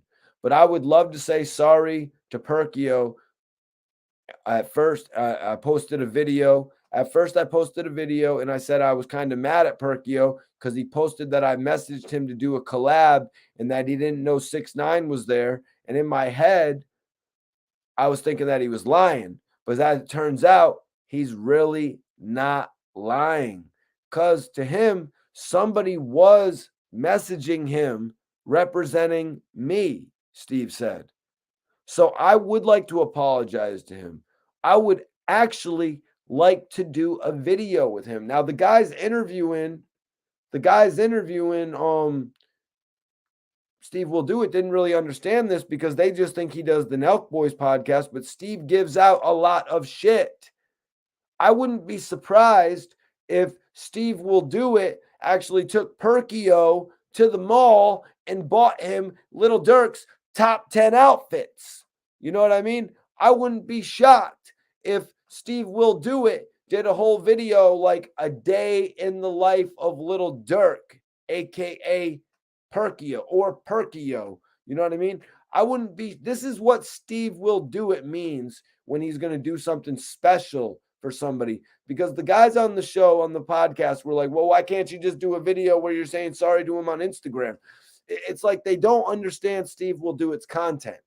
You know what I mean? And that's why I say Steve Will Do It should be coming on my show so he could really get his shit out to the people. Because when you're doing all this talking to people who don't really understand what you're saying and they just think that you're involved in hip hop, like that was the real disconnect there. They really thought that Steve Will Do It was a hip hop entity, which he's really not. He's not a hip hop entity. He's a YouTube entity. Steve Will Do It has videos with some hip hop artists. You know what I mean? There's little Georgie who he's puts on to do his raps here and there. He's had the Island Boys on, but more importantly than that, we've seen the relationship he took on with 6ix9ine. He even had 42 Doug on the show. It's really a separate thing from the podcast, you guys. But I think all you guys know that already. You know what I mean? But a lot of people are just, misinformed, thinking that Steve Will Do It is like a hip hop head or something like that, thinking that he does a hip hop show on his channel, thinking he's trying to merge his brand within the hip hop community, which is not what Steve Will Do It is trying to do. That's not what Steve will is trying to do whatsoever. Sure, he plays a lot of the popular rap music on his show, but that's what hip hop is, the most popular genre in music right now. Hip hop is everywhere. Hip hop is elevator music now. When you're in the elevator, it's hip hop. I'm just saying. You know what I mean? So like, just don't get it twisted. It's like, figure out what somebody's actually doing before you just, say what they're doing. The guy is really an innovator, you know what I mean? In a different way. Like one person said they saw him giving out $50,000. You know what I'm saying? So yeah, Steve said he wanted to do a video with Perkie. So I wonder if that means we'll actually get a video with Perkie. I think it would be dope if Steve treated him like Lil Durk in a video, and just like, I don't know, Steve could probably have his assistant, Gabe. He could probably have Gabe actually probably look up like the top 10 Lil Durk outfits and then go get Perkie like those 10 outfits. So Perkie would probably, he would be out there stunting. You know what I mean? I'm just saying that's what I think Steve would do. He would do some cool ass shit like that. Maybe it would be more than 10 outfits. Am I tripping on 10 outfits, you guys? Should it be more than 10 outfits?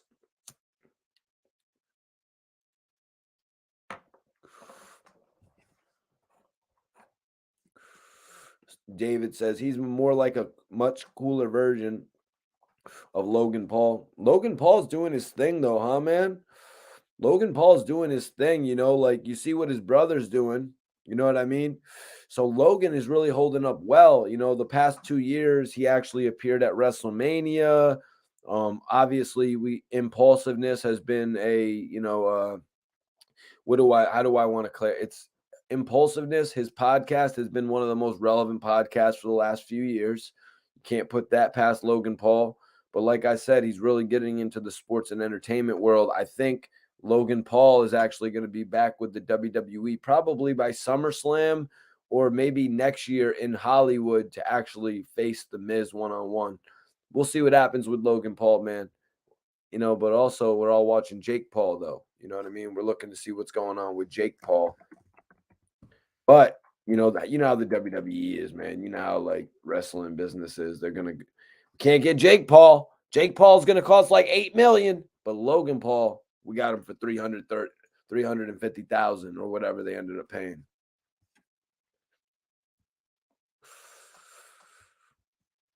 Yeah, he's a real dude, man. He's a real dude. Appreciate everybody for sharing this video. We got 100 people in this bitch. We're just getting through the 6ix9ine exposed over fake Lil Durk beef topic. You know, he tried to stir up a whole lot of beef in Miami at the expense of his friendship, you guys. 6ix9ine put his friendship with SteveWillDoIt on the line. Did he know? Did he know that's what he was doing? Did he know he was putting his friendship on the line, you guys? That I don't know. Did he care? Did he care that he was putting his friendship on the line? That I don't know either, you guys. Will he ever address it? Highly unlikely. I mean, unless in a 6-month time period, SteveWillDoIt does a video addressing my beef with 6ix9ine. Yeah, that would be cool. That would actually probably be a big viewer. That'd probably actually be a big view video. Nah, revolutionary mindset. Vince McMahon looks good, man. Vince McMahon looks good. Let's not get it twisted. Vince McMahon looks good. I know a lot of people are saying he doesn't look good on television, but I actually have been low-key enjoying the stuff he's been doing with Austin Theory. You know what I mean? Although I think they missed the opportunity to do Austin Theory versus Shane McMahon at WrestleMania. Obviously, they missed Shane McMahon overbooked the Rumble, and they decided, we're doing a little bit too much with Shane McMahon here, having him come out and clean house at the end of the Rumble this year. A little bit weird, you know what I mean? Shane McMahon going in there and whooping ass like that against all the top stars. But I think they missed an opportunity putting him in there with the mid-Carter Austin Theory. You know what I mean? I think they missed an opportunity there to let Theory actually get the win, but they obviously had another plan with Stone Cold returning and all that. Appreciate you, revolutionary mindset. Yeah, I be knowing my shit. Hopefully that doesn't turn a lot of people off in here like, yo, Mikey T, we're not here for that, man.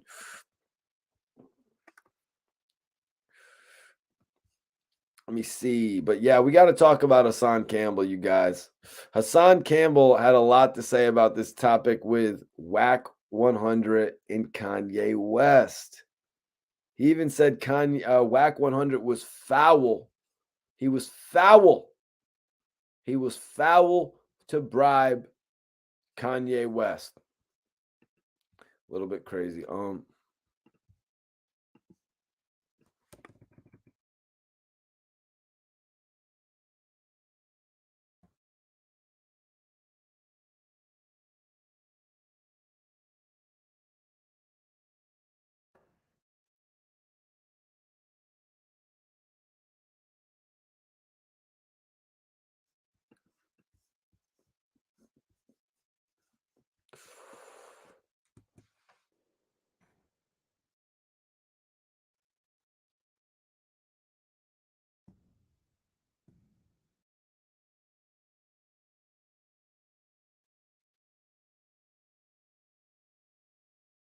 Nice.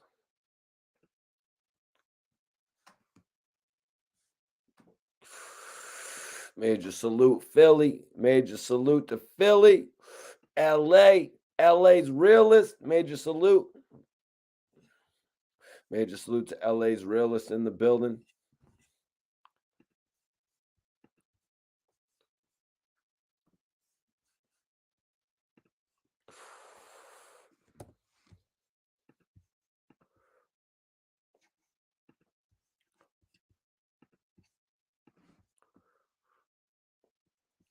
Yeah, Haas is blowing up right now. Haas is taking this shit to a whole nother level right now, you guys. And it's pretty impressive. I'm not going to lie. It's really impressive to see how he commands that audience of like 16,000 people, 17,000 people. You know what I mean? Live, though. Not pre-recorded. Not pre-recorded. He brings the people in live.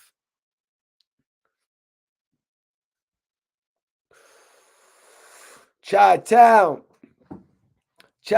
in the chat. What's poppin', Jay? Appreciate you for tapping in, man. You know, we got some conversation to talk about because Hassan Campbell spoke on Kanye West, Wack 100, and The Game. I know everybody had that same when The Game worked with Kanye West this year. When The Game worked with Kanye West this year, I know everybody did that whole side eye. Everybody was shocked. We haven't seen these two men cross paths on a record on The Game's album since 2006. Now, I get it. These guys worked together in 2005. They got Ye producing Dreams. You know, arguably The Game's biggest solo song. Somebody tell me if I'm wrong. Was Dreams The Game's biggest solo record?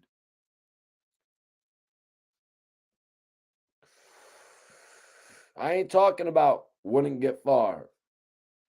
I ain't talking about My Life. How We Do. Special.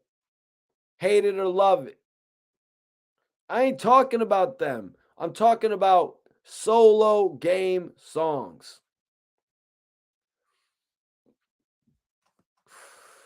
Right, but I'm talking about solo tracks.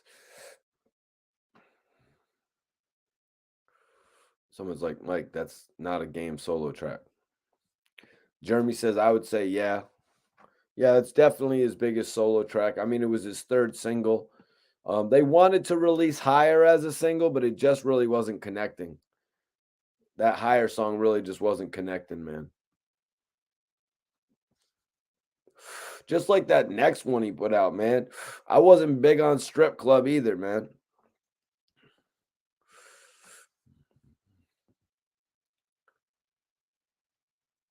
So Hassan said, yo, when you get to hear it out of the horse's mouth, I want you to think back because I made a video about this topic.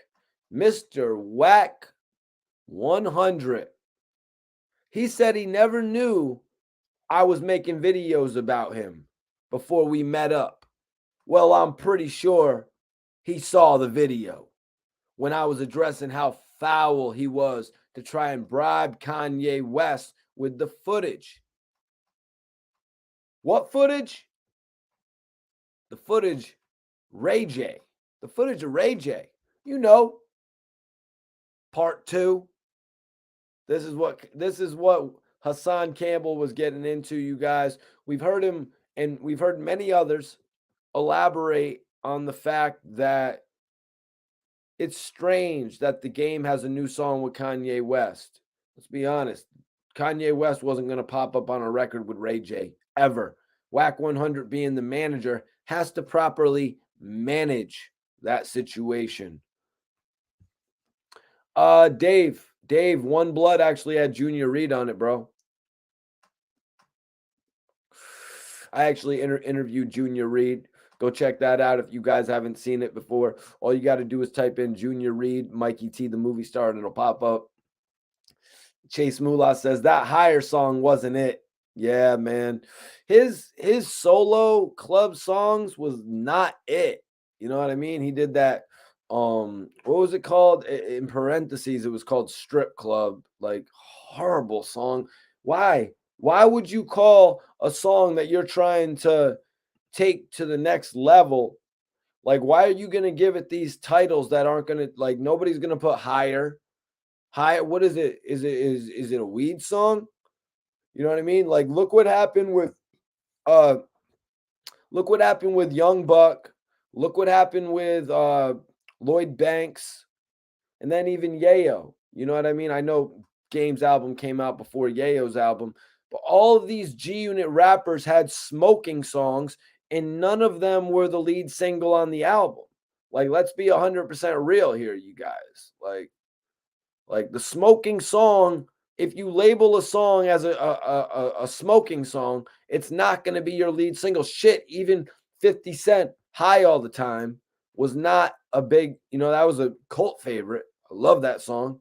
Play it to this day. Shit, I should have played that song earlier today when I was smoking up. You know what I mean? Riding around. You know what I'm saying? But it is what it is. I'll put it in rotation tomorrow. Yo, Sika, what's poppin'? Sika, The Game is one of the best B artists out, but not A. So Hassan said, I'm pretty sure he saw the video when I was addressing how foul he was to try and bribe Kanye West. So if you guys think back, I mean, just because of the fact that this literally just aired on Kim K's new show on Hulu, I think she has her new show on Hulu or whatever. I think Hulu is a dope ass market. You know what I'm saying? I saw Hulu was actually doing some of the versus battle as well. Didn't they do the versus battle? One of the last ones, I could have sworn I seen people streaming it on Hulu. So a lot of different shows getting streamed on Hulu, you guys. So this was actually a while back. So Hassan is saying that Wack Game definitely saw, you know what I mean? Definitely saw, probably not Game. I mean, Game isn't searching all over the YouTube to watch videos about himself. I think the Game is enjoying his life. You know what I mean? The Game's been there, done that. You know what I mean? He doesn't really need to waste time with all that chatty patty shit. You know what I mean? As Dame Dash would say, Game doesn't really need to doing that. That's why I was really shocked to hear the Game actually tap in on Clubhouse. I'm actually going to put a video about that. I'm actually going to put a video about that up tomorrow, man. Oh, hell yeah. You smoking on that Dewart? You smoking on that sour diesel? Yeah, I got the clean shave. You know what I mean? For everybody wondering what's going on tonight, I told y'all we were going to have 10 toes down tonight, but that's actually been pushed to tomorrow night. I'm just letting you all know now that while we have 90 people in here, you know what I mean? So you guys make sure you tap in tonight or tomorrow night, excuse me. Sunday night heat, baby. Uncut conversation with 10 toes down. I'm really looking forward to it, man. Dude is one of the biggest innovators on the channel right now, man. Innovation at its finest, you know what I mean? Different type of shit over there, man, on his channel. 10 toes down is the channel. Y'all probably already know about it though. And if you don't, go tap in over there. All you got to do is type in 10 toes down TV to tap in over there. But I'm going to have him on tomorrow so we can, you know what I mean? Hear a little bit about his story, but also tap in on these current events.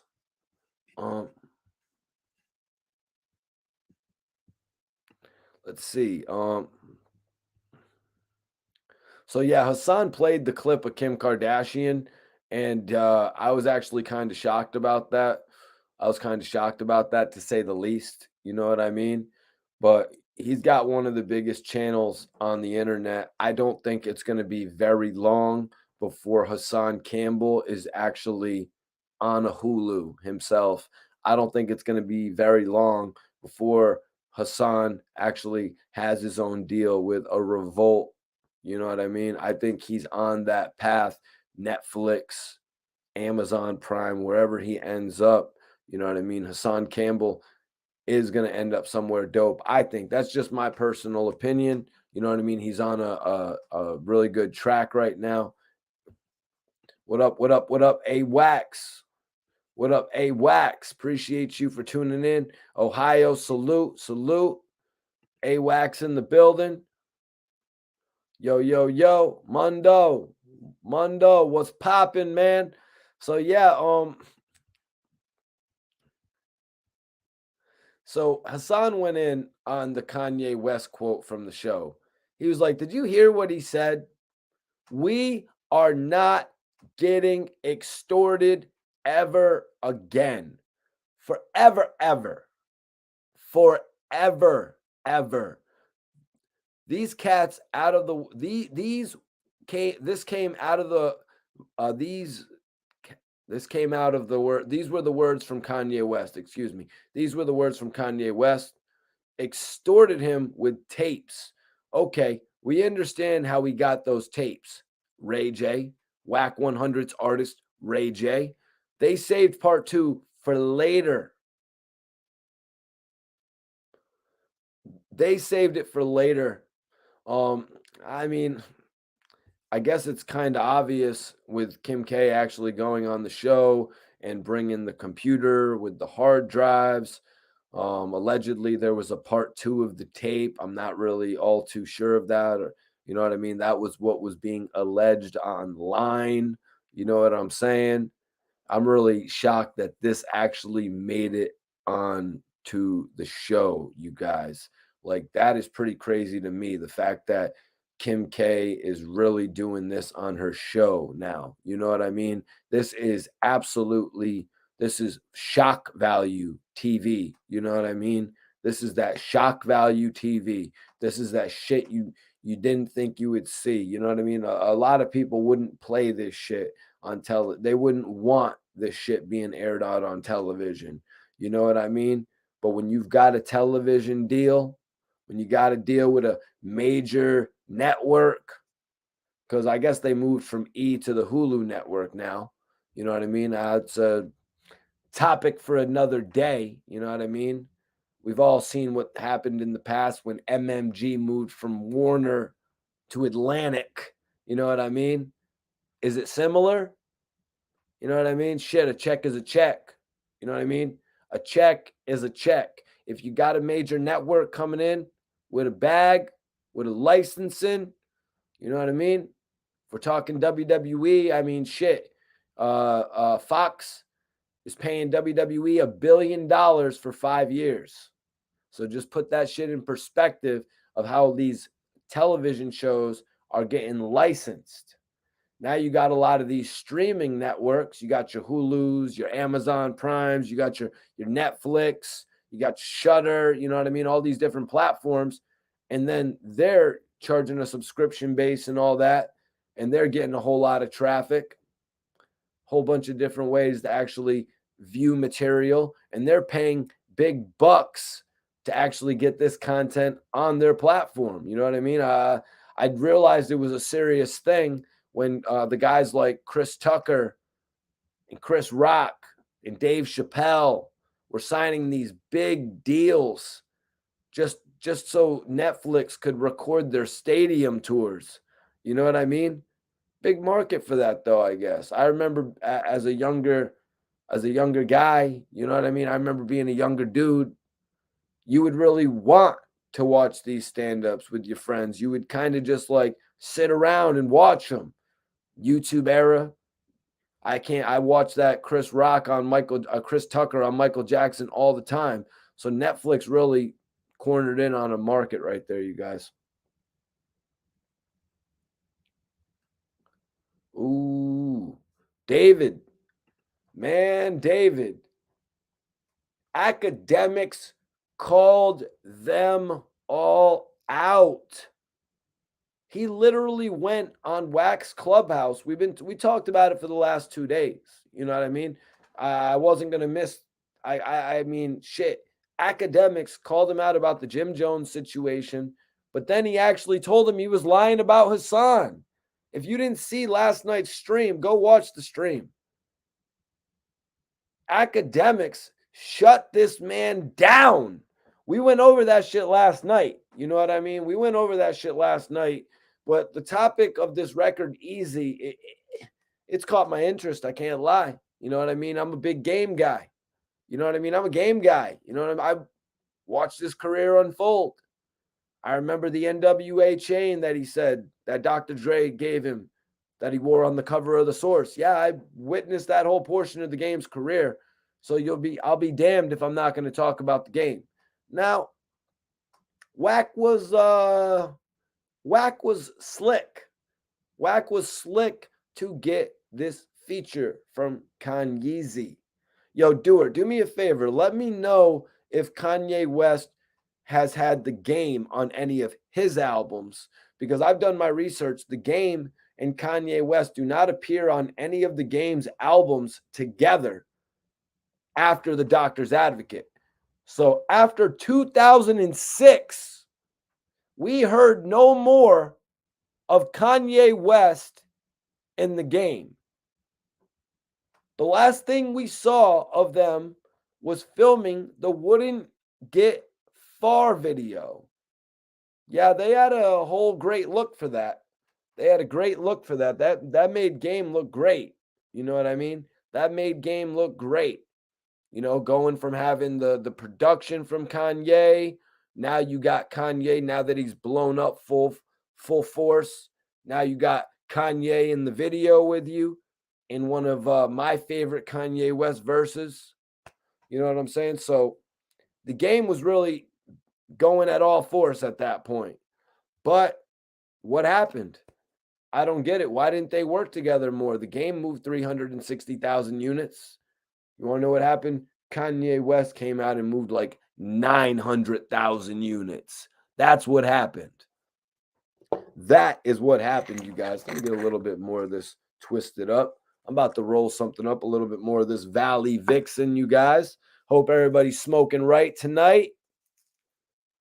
Hassan Campbell says he's pretty sure that Wack 100 saw his video of him dissing the Game, him going at the Game when the whole Kanye West thing popped off. Like I was saying a little bit earlier, you know, when they film these shows, they actually pop up on TV like weeks removed from when we remember the initial buzz of it all. You know what I mean? You get the initial buzz like what, 8 weeks ago, 2 months ago, we heard rumblings about this shit, and now it's actually airing on television. It's kind of how things work. You know what I mean? It's kind of how things work. It's all we probably kind of remember it to like the promotion of an album. It's the promotion of a television show though. So we heard all about it. The internet was all buzzing about it. All the bloggers were talking about it. A lot of different bloggers talked about it. I tried to stay off of it. You know what I'm saying? I tried to stay off of it just because it was really just some news about a song, a single that really the single hasn't led up to an album at this point. You know what I mean? Drillmatic has not dropped at this point. You know what I mean? So it really hasn't led to nothing. The streams are, what are the streams looking like? Last time I looked, they were at like 8 million. How's the streams looking on the video for Eazy at this point? That's what happened. What are you talking about? Too many issues. Appreciate you on the $5 super chat, man. That is love, man. Definitely appreciate you sending in that $5 super chat, bro. That's love right there, man. I'm rolling up a little bit of Valley Vixen, you guys. Just burning down this Valley Vixen. I'm about to grab some runts this week, to be honest with you. I'm about to grab some runts this week. We're going to be off the runts this week. That's all. This is the best strand that they had. This is the best strand that they had this week for the it was like $1.20 a half, and it was a good deal. But I'm gonna grab the 144 for the runts this week, so that's not bad. King, newer than Eazy, bro? Or are you talking about Eazy? Yeah, that's why I'm talking about it.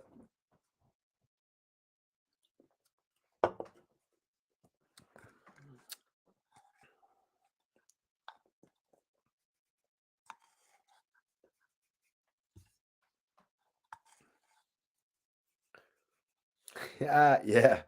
900,000. I think it was more like 800,000 or something like that when he I think 800,000 was late registration. What were the record sales for late registration, you guys? I want to say 800,000.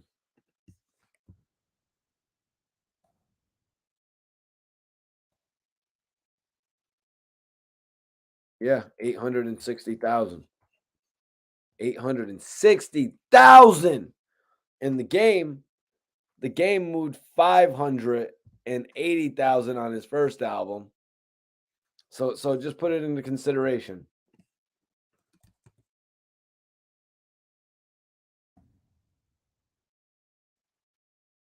Because College Dropout first week sales was only 441,000, right? So College Dropout drops, you know what I mean? College Dropout comes out in 2004. So he does 440,000 on his first album, but then his second album jumps up crazy double. He just went over anything the game ever did.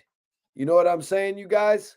But then the next album comes out, and this dude, the hell is that? What? Sorry about that, you guys.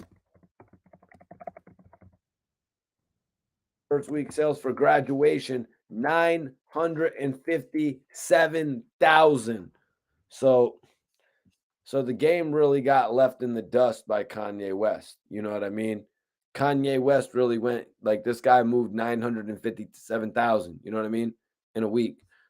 Dave, I like Late Registration, 808s and Heartbreaks, College Dropout, Graduation. That'd probably be my order from albums that I actually listened to. I kind of fell off from Kanye West in the Dark Twisted Fantasy phase. I kind of fell off from him in that era, but I kept in touch. I kept in tune with him all the way past through, 808s and Heartbreaks. He kind of introduced a new sound that I think a lot of people started running with. All those, you know what I mean? All that like singing, like all that singing to the all that singing to the rhythms and shit like that. And I think a lot of people use that style. He opened up a lot of different shit. Yeah, 808s and Heartbreaks. I think I put that at number 2, right? Late Registration, 808s and Heartbreaks, College Dropout, Graduation. That's it for me. Graduation, I really wasn't feeling. It was cool, but I really was. All the sounds like were so amazing on it, but it just wasn't for me. You know what I mean? Like Touch the Sky wasn't for me. You know what I mean? Some of the other really big like sounding record, like that's not really my style so much.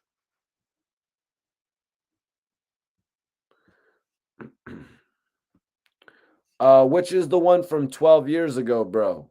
Is the one from 12 years ago would be 2010, right?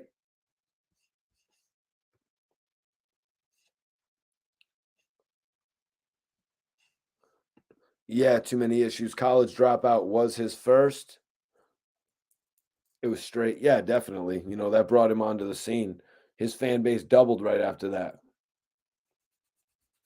His shit really doubled, obviously, you know what I mean? His shit actually doubled right after that, Too Many Issues. David says, "Yeah, true. I didn't keep up with all his stuff later on, especially. Yeah, Kanye West started doing the thing where he really wouldn't tell you about his release dates anymore. He didn't do the drawn out videos anymore. You know what I mean? So if an artist isn't really going to be all up in my face about it, why am I going to, go out of my way, you know what I mean, to I'm the type of guy, I'm gonna need you to put the product in front of me, bro. I'm gonna need you to let me know why I'm purchasing the album. You know what I'm saying? I'm gonna need that heard him say. You know what I'm saying? I'm gonna need these records. And he kind of did that. He kind of did that for another album down the way. When he got, yes, Kanye is a dope artist, man. I remember when I watched him perform that record at where did he perform that record where the Leaves record or whatever he has. Let's move on. What up, Ocho? Appreciate you for tapping in tonight, bro.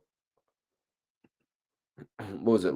Blood in the Leaves or something like that by Kanye West. He was getting me back on that level. Even though a lot of people really weren't feeling that performance, I guess. Too Many Issues says, "Tell Ashani I love her. Tell Ashani I love her." Yeah, Ashani just got some credit, I guess, for writing "I'm Real," writing "Ain't It Funny." I mean, "I'm Real's" really the one right there. You know what I mean? Too Many Issues. "I'm Real's" really the one. But would it have made sense? Would it have made, well, not sense, would it have made dollars if it was Ashanti on "I'm Real"? You know what I mean? "I'm Real" was the setup so that Always on Time could work. You know what I mean? In reality, "I'm Real" was the setup so Always on Time could work. If it was Ashanti on "I'm Real," I don't think it has the same global impact.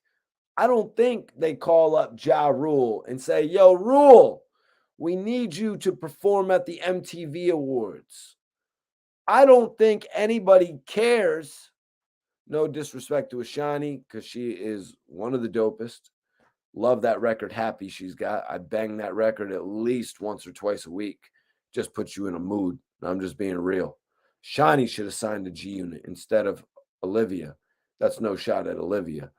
But yeah, man, Ashanti, I just lost myself thinking about Happy. You know, Ashanti's really got some shit.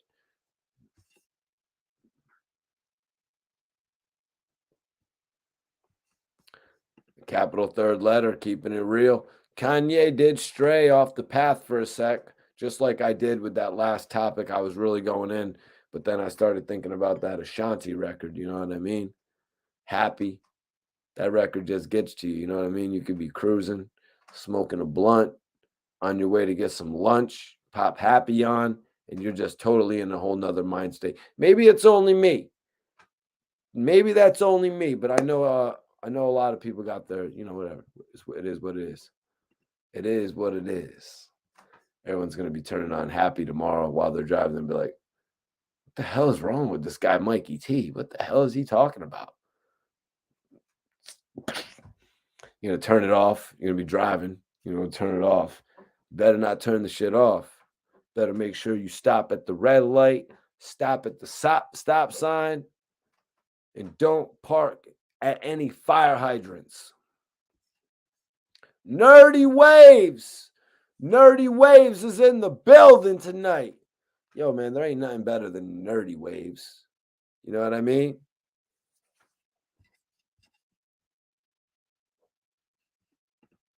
Sorry, bro. I was just gassing right there. I was just gassing.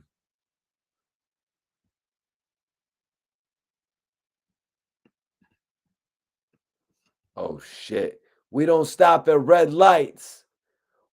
We don't stop at red lights. Damn right. I do not condone anybody running red lights.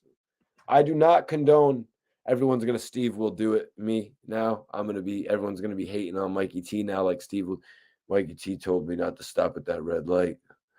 I'm gonna need you to forward that $85 ticket to Mikey T, the movie star. Yeah, oh, that's what we was talking about. King Mundo says that track with Ja and J Lo was huge. I remember Murder Inc. had a lot of bangers in the late 90s and early 2000s. Yeah, I think I was gonna say an ignorant comment, you guys. I was gonna say some dumbass shit. I was about to be like, if it was Ja Rule and Ashanti, I don't think anybody would have cared when Ja Rule said it's RULE. You know, I was just gonna say some shit like that. Nobody would have gave a damn what the hell he was spelling or saying. But the fact is, like, you know what I mean? Because everyone made a big deal about Ja Rule saying, what was that? It's RULE. They didn't think he was just spelling his name. He finally got that out so many years later. You just didn't know what the hell he was saying. But the people were so like in trance about the song. Like you could play that song like 5 times in a row. You know what I mean? That's why, and you could get every other word. And so that's why at the beginning when Ja is like RULE, you know what I'm saying? You don't know what he's saying. It's the only part that you just can't figure out what the hell he was saying. So you kind of just, it's like when French Montana in that one song said Fanute the Coop, or they thought that he was saying the word Fanute. But I think he was saying from the hoop to the coop dog or something like that. From the hoop to the, you know what I'm saying? People just don't really understand it sometimes the way that the rappers are saying it. But it actually turns into a legendary concept. You know what I mean? Would anybody have cared what Ja Rule was saying at the beginning of that record if it was him and Ashanti, somebody that nobody really knew? You know what I mean? Because let's be real, those first 2 records that Ja had on the Rule 336, you know what I mean? The What Would I Be Without You and the Between Me and You, those 2 records, they were perfect build-up records for the ultimate pop smash of I'm Real. You know what I mean? And Ja Rule took it to pop superstardom with that shit. Would he have gone as far? with Ashanti on the first one? No, because that was the perfect setup record to now put Ashanti on. You know, they didn't really capitalize on the whole Little Mo thing. So they're like, okay, we got to double back and we got to make sure the next time around that we have our female artist popping off. Just my perspective on that, though, you guys. I know that really wasn't a part of the topic. So another thing that Hassan said that I got to agree with, you know, like if you mess with the dude, why not just destroy the tape? You know what I mean? Like, why not destroy the tape? Y'all sitting up there in Clubhouse, like academics is like really calling out the viewers here, like in a different way than academics called out the viewers, because Ack literally went onto Wack's Clubhouse and called them cheerleaders. You know what I mean? Hassan is asking, like, how are y'all going to hang up on Clubhouse with the Sheikh Don himself? Like, how are y'all going to hang up on there in Clubhouse with Wack 100 after he's putting himself kind of on blast with these situations? You know what I mean? Like, you're saying that you have access to a Kanye West tape. We all love Kanye West. We grew up watching Kanye West through the wire and all that. You know what I mean? We are going, you know what I mean? We all look towards the inventions that Ye is creating, the clothing, whatever he's doing. And you're going to sit up here and talk about having access to this damning information about the people that we love. You know what I mean? Like, that makes people take offense to Wack 100. You know what I mean? We all grew up on Kanye West, you guys. We are the ones who made Kanye West a legend by listening to his music. You know what I mean? By demanding it on all the shows, by demanding it on the radio. That's how it used to be back in the day. You would log on to the internet back in the day and you would vote on the channels. You would literally vote on BET or MTV what video that you would want to see, or you would call up and what video you would want. We are the reason that these guys are blowing up. And that's why Hassan is asking this question. How are we all going to tolerate this shit? You know what I mean? And let this continue, let this shit go down on Clubhouse like that and fan out when we get the opportunity to go on Clubhouse, because that's what a lot of people like about it. You know what I mean? A lot of people like the fact that they get the opportunity to speak their piece on Clubhouse. You can't just call somebody out for wanting to get up there and have an opportunity to voice their opinion or their consideration or their concern about what's going on, or give a little bit of insight. You really just, some people tune in for different reasons, man. You know what I'm saying? Whether they're on there to try and check Wack, whether they're on there to disagree with Wack, point something out. You know what I mean? Whatever happens in regard to that, you know what I mean? Like, some people, it's a little bit different because you can't just get on Adam 22. You know, they do live stream nights. You can't just get on Academics' show or Gilly's show. That is the edge that Wack 100 has. The fact that he's able to touch those people like that. So, you know, to call him out on that note, it's like kind of off base. But I mean, shit, maybe Hassan is just looking for a little bit of filler content there. You know what I mean? Like, why are y'all messing with Wack 100? The people are messing with Wack 100 because he gives them an opportunity to speak, even if he shuts them down right away or disagrees with them. You know what I mean? They actually get a chance to voice their shit. That's what makes his platform a little bit different. That's what actually makes me a little bit different than from a lot of the other influencers, a lot of the other bloggers. I actually interact with everybody in the chat. You know what I mean? So you're not going to be able to really shit on somebody for doing that because they're not going to stop going there. You know what I mean? Wack just freaked out on Reek the other day because they didn't have the news running on his show on Clubhouse, on the YouTube. They didn't have all that shit going as he thought it should have been, as he runs it. You know what I mean? He's like, why isn't the video up of what happened to 6ix9ine at the club the other night? Why is everybody sleeping? Dudes ain't millionaires. Why are you sleeping? Like, Wack legitimately freaked out on Reek the villain. And he's like, I've got millions of dollars. He was like, I've got, let me get this right, Reek. I've got millions of dollars and you're asleep. He's like, I'm working my ass off. I've got millions and you're asleep. Like, I was actually listening to this conversation on Clubhouse. I'm like, damn, this dude is just sunning his co-host. Like, that is absolutely horrible. Like, I really don't know how to feel about this right now. I'm like, holy shit. Like, how the hell is Reek just going to sit there and take that shit? What up, what up, what up?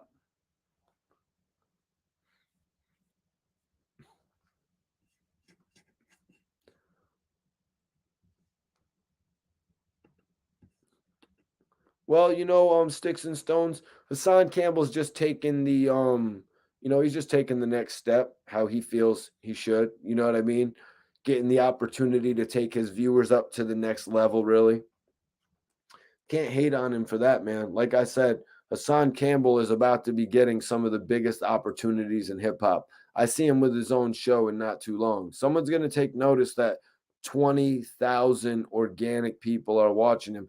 No other bloggers are saying this, though. You know what I mean? Just like no other bloggers are actually saying that 6ix9ine legitimately had 39 million views on his first video out, Gooba, in 24 hours. He had legitimately 32 million views on the Trolls video in one day. And now his video does 10 million and everyone's treating it like it's the same. No other bloggers point that out, you guys. That's why you need to subscribe to this channel. I'm trying to point out some real shit. I'm going to keep it unbiased on this channel, you know what I mean? But I'm also going to point out real shit. The fact that, some people's sales, some people's numbers, some people's dilemmas. We're going to talk about all that shit on this channel, man. We talk about the positive, we talk about the negative, we talk about the shit that we don't really want to address, you know what I mean? The shit that could bring a tear to your eyes in some circumstances. We talk about that shit here. We keep it real with one another on this channel. So make sure you subscribe to this channel, you guys. Yeah, I agree with that, Sticks. I agree with that, Sticks. I was just always taught you're only as good as the company you keep. Yeah, that's why you gotta, man, you gotta make sure the people that are around you, they're right. I agree with that, man. People are around you. That's what you get judged based on that as well. Mikey T is the people's champ. Well, I just want to actually readdress that because Hassan Campbell actually has the title of the people's champ. I saw Hassan Campbell actually saying something about he had the people's channel or something like that. So we got to go with the moniker actually that Arab gave me. Arab told me that I'm the voice of the voiceless. The voice of the voiceless. I think that makes a little bit more sense. I'm the voice of the voiceless here on YouTube. Hassan Campbell, definitely the people's champ. So I don't want to slide in on his moniker. You know what I mean? Like one time when Gilly's breaking down to me between all the different monikers that the guys from Philly have. You know what I mean? So Hassan, you are the people's champ, bro. But me, I'm the voice of the voiceless, man. And that's why I'm going to be putting the spotlight. I'm going to be putting the spotlight on talent that deserves it, man. I'm going to be putting the spotlight on talent that deserves it. And you see it on this channel, man. You see dope interviews. If you want to check out my interview with China Mac, you can hit the link pinned up right now in the chat. That's right. You guys can check out the link that's pinned in the chat. That's my interview with China Mac. Probably one of the best China Mac interviews out there. I'm not trying to toot my own horn, you guys. You know what I mean? I covered some specifics in there. You know what I mean? Covered some specifics that I think you all would enjoy. So let me see. I think we got some more notes here, you guys. You know what I mean? This one was a little crazy, The Game. New record with Kanye. Okay. The first one who stepped up.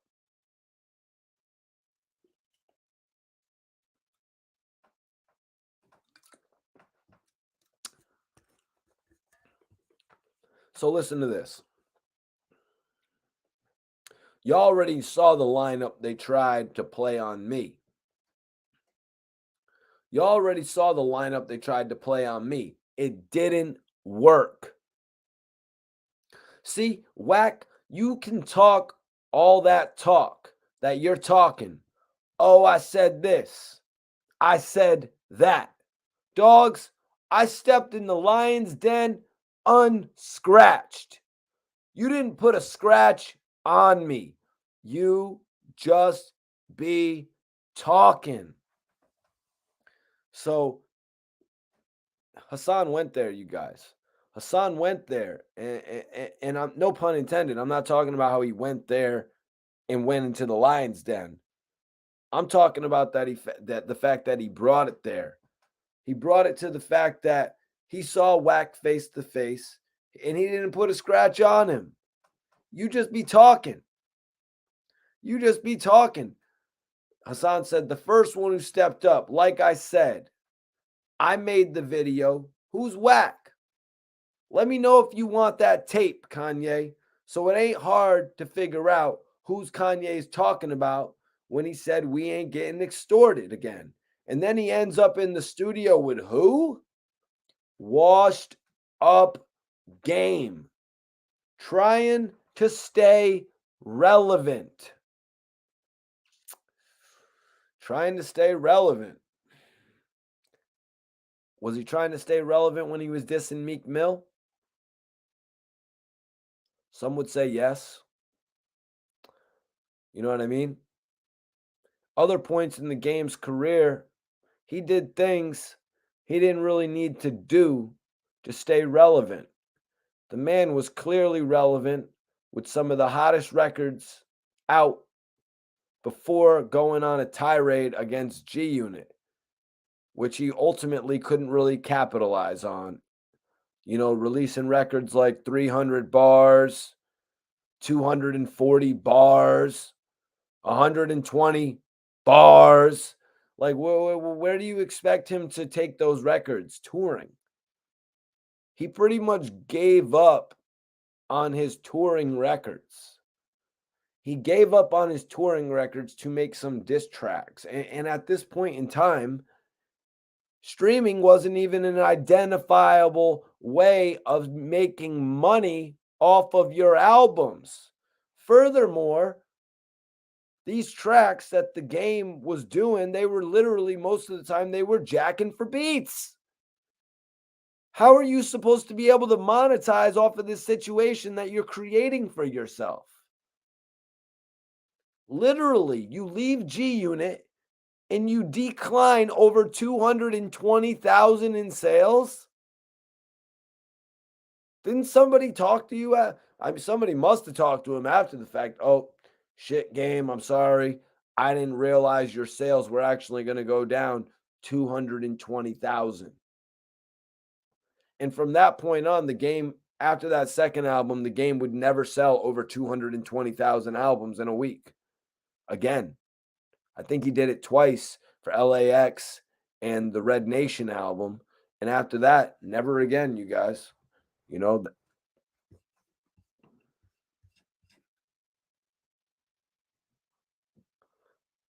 yo, yo, yo, what's poppin'? Yeah, it is crazy, Sticks. Oh, yeah, Sticks. You can't forget about that, man. You cannot forget about that. Of course not, man. You know, the Game's new album, Drillmatic, I really don't know how he's going to do sale-wise with this album. I did a poll a few days ago, and the majority of the chat really was predicting that it only does in the 30 to 35,000 album sold range, which I don't know if I agree with. You know, I got to think that the Game will move a few more units than that. I'm thinking it's going to move around 50,000 units, depending what type of release they get. Obviously, we know they've got the Kanye West track, but what more are they going to have? I mean, shit, if Wack wasn't so busy beefing with these guys, Game could have records with Meek Mill circulating. You know what I mean? If he wasn't so busy beefing with these people, Game could literally have records circulating with these guys. What, you know, like actually making money off of it. It's going to play a big factor if the Game comes in on an original beat. Dissing Eminem. if the game disses Eminem on original beat and he's able to put it on his album, I think he'll be able to do 50 to 60,000 first week.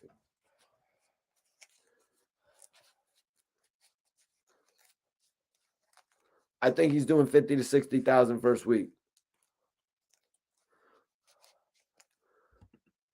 Rick 858 excuse me, bro.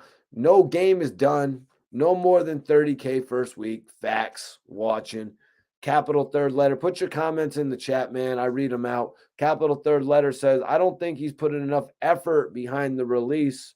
Well, see, if he gets Eminem to go back and forth, with him on a diss release, I think that's going to do the trick on its own. I think that will actually do the trick. Sticks and Stones says he won't do no more than 25K. He won't do over 25,000 first week.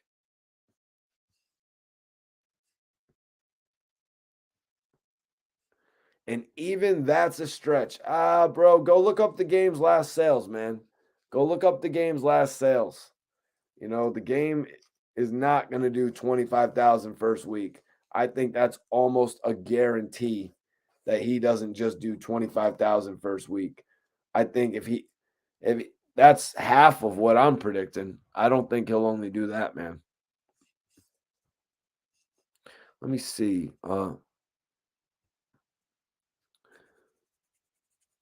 Yep. So then he said, Kanye West ends up in the studio with who? Washed Up Game, trying to stay relevant. Hassan dissed the game. He said, y'all see the gameplay. The game got a new song.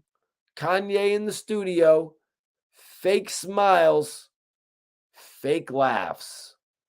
Well, that's pretty much what it seemed like when Academics and Hassan and all of them were in the studio together as well. You know what I mean? Like, I'm just going to be real here. You know what I mean? A lot of the time when you meet up with people in person, it's always going to be smiles and handshakes and a picture or two. You know what I mean? When people meet up in person, they're not looking to have problems with somebody else.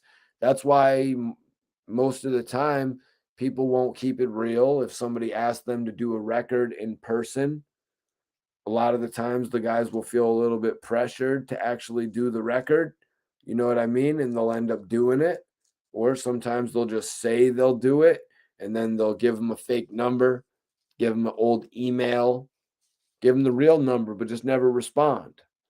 Give them the real number and say, yeah, I'm not feeling that one. Not feeling that beat. You know what I mean? Different shit like that. Damn.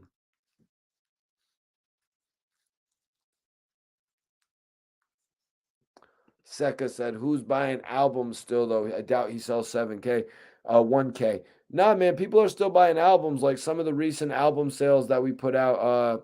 I think Benny the Butcher moved like, what was it, 7,000 in pure album sales, or was it more like 10,000? So people are still getting physical copies.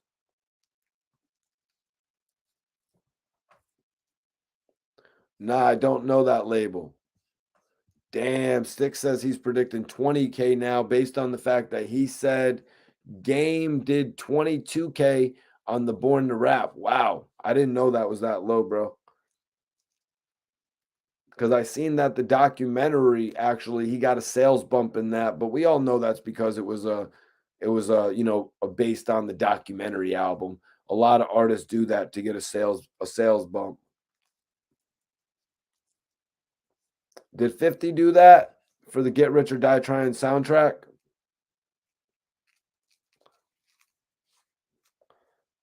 All right, we're doing a poll, you guys. We're doing a poll. Better album.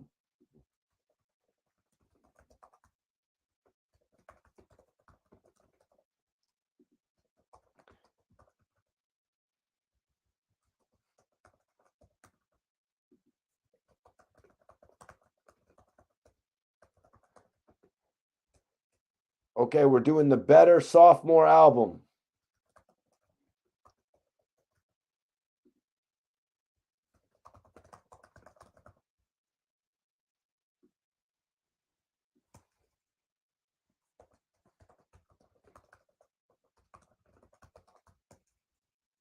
We're doing the better second album, you guys. I'm putting it in the chat right now. I'm giving you guys some good votes, too. I'm giving you guys some good votes to put in there, too, man. I want everybody to vote in the poll right now.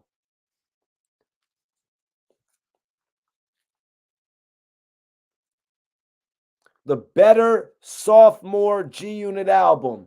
Which G-Unit artist had the best sophomore album? Of course, we all know the Doctor's Advocate wasn't a part of the G-Unit. Yayo never got a sophomore G-Unit album. He never had a second G-Unit album, so it's perfect, actually.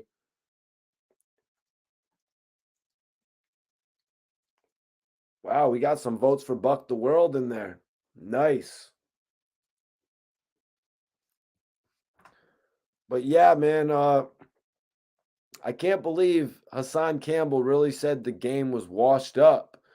You know, I would expect Hassan Campbell to want to interview the game. You know what I mean? I would expect him to want to interview the game. That's why that doesn't make sense to me. It's like you're really going to burn a bridge like that. You know what I mean? Now you're going to go on and repeat what you done said in the video. But that's just me. You know what I mean? Because I feel like Hassan Campbell taking that next step, him and the game have some real topics that they can address, and I'll just leave it at that. You know what I mean?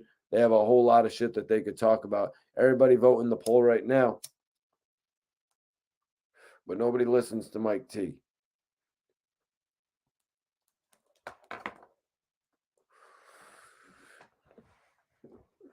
Vote in the poll right now, you guys. I want to know, what was the better G-Unit sophomore album? We've got The Massacre from 50 Cent.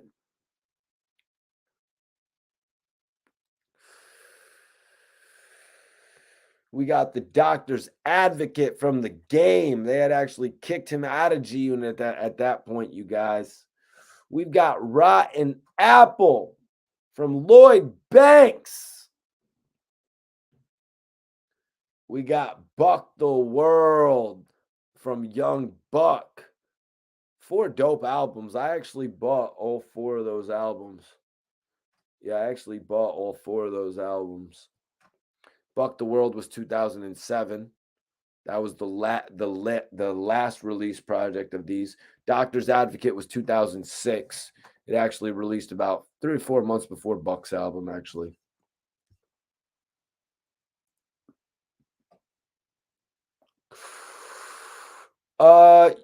Well, Sticks.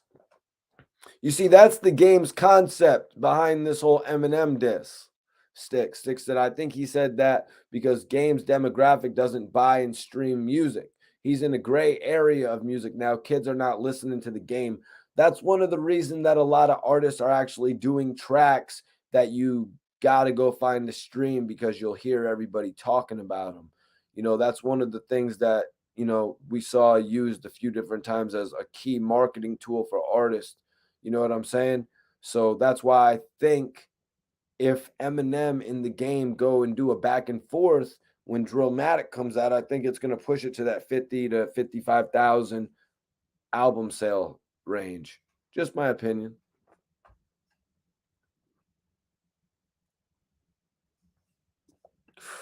Wow. Wow. Interesting opinion here from Too Many Issues. He said, only one I heard was The Massacre, which I thought was better than Get Rich or Die Trying. You know, a lot of people feel like The Doctor's Advocate was better than the documentary. You know what I mean? Some people kind of feel like The Massacre was a little bit more smooth than Get Rich or Die Trying. You know what I mean? 50 was on to making some really good concept records on The Massacre, like Baltimore Love Thing. You know what I mean? Like Get in My Car. You know what I mean? Supposed to Die Tonight. You know what I'm saying? He had a lot of good concept records on that album, but I'm more of a Get Rich or Die Trying.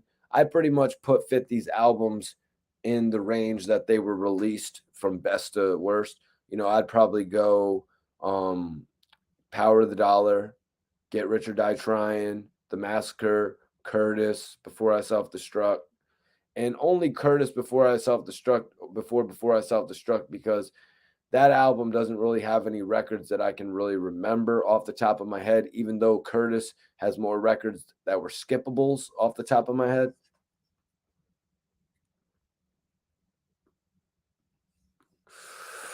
David says,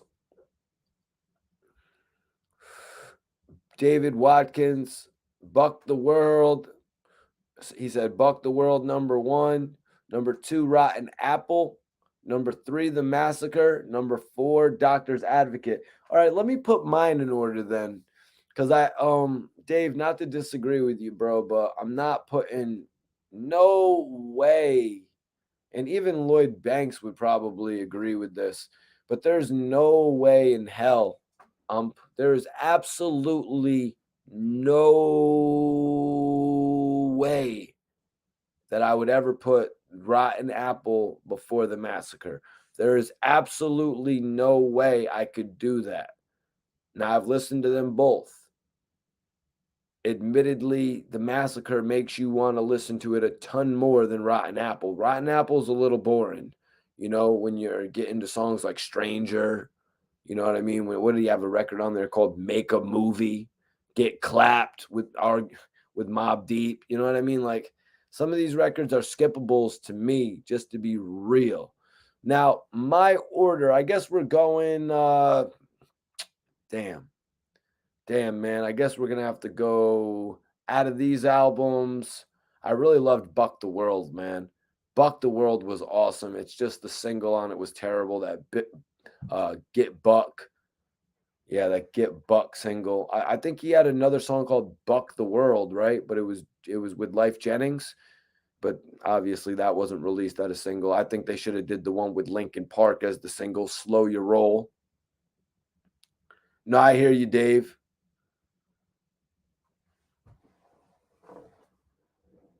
I hear you, Seka. I hear you, Seka. Camera, we'll get to it in a second, guys. I appreciate everybody dropping comments and shit. Appreciate everybody hitting that like button, man. 1 second. Yo, we only got 77 likes in here, you guys. Let's get that up to 100 right now. I need 20 y'all to hit that like button right now. Show me some love. 20 y'all hit that like button if you got love for Mikey T. If you got love for Mikey T and you want to see Mikey T dancing all up in your videos, doing the ad libs on all your songs, coming over your crib and eating up all the food in your fridge. Everybody hit that like button right now if you mess with me. Let's get those likes up to 100 likes. Show some love. That helps with the algorithm of the video as well. It lets YouTube know that you guys mess with me as an influencer. They're like, oh, shit, this guy Mikey T actually does have a presence on YouTube. But yeah, let me see. My top, quick top would have to be The Massacre, Doctor's Advocate, Buck the World, and then Rotten Apple. That would be the quick top. You know what I mean? But I guess the realistic one, I'd probably go Buck the World, The Massacre, The Doctor's Advocate, and then Rotten Apple. Young Buck's albums were great to me, man. I really liked them.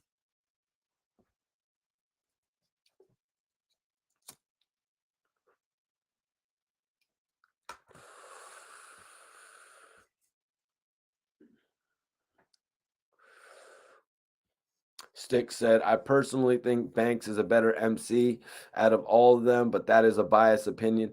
But Sticks, more importantly than, you know, Banks being a little bit better than Buck or 50 or Game, it's actually, the question is based on the project, though. You know, I don't think Rotten Apple was Banks's strongest project. Maybe you have a different feeling, though, because he did only have 3.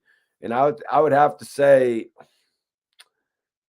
no, I can't say that. You know what I mean? Because he had some strong records on The Hunger for More too, including that I Don't Deserve You. You know what I mean? He had some good records on that joint. Beamer, Benz, or Bentley, obviously. He had his commercial records covered on that joint, and he had some good features. So I'm not just going to say that Hunger for More 2 wasn't as good as Rotten Apple. It was probably better, in my opinion. But, you know, Rotten Apple had the amazing singles, Hands Up, Cake, Help with Carrie Hilson, 3 major singles right there. But I think I liked I Don't Deserve You better than Help if we're comparing female tracks. And who was that on there with him? Was it Ryan Leslie, or did they do something else together? I think they might have did something else together.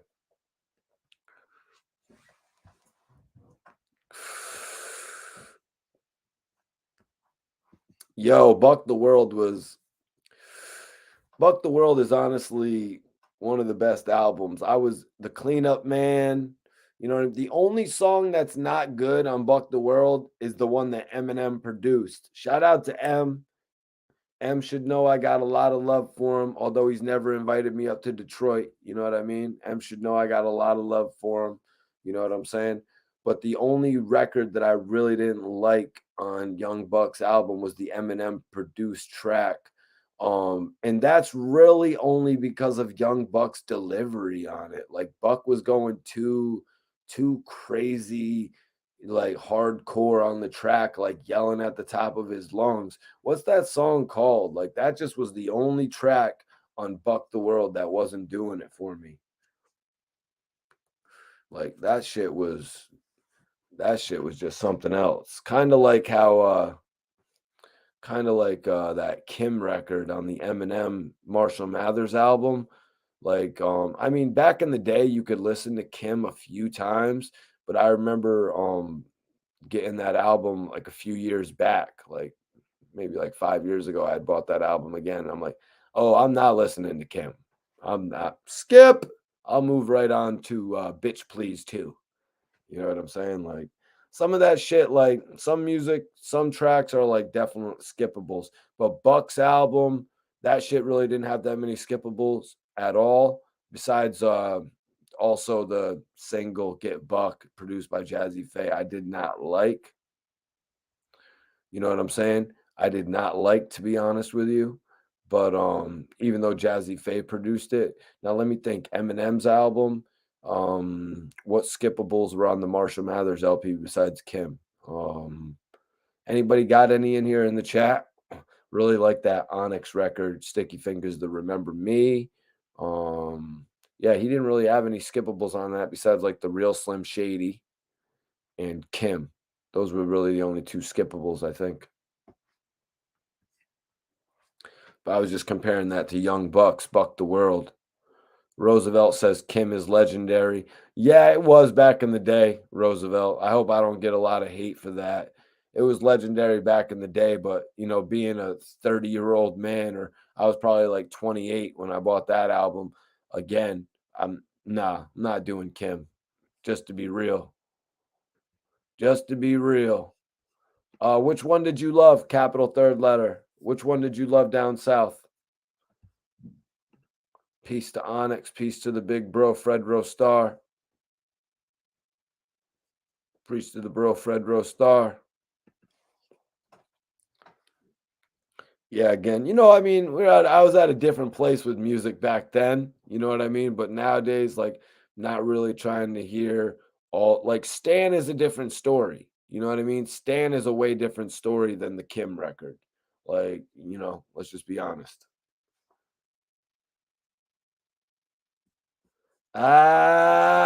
Roosevelt. That's great. Roosevelt Hill says, and the Will Smith line in The Real Slim Shady still hits even after the Oscars. That's too funny. I wasn't even thinking about that. Will Smith doesn't. Yeah. I wasn't even thinking about that. Oh, Get Buck. Y'all was feeling that?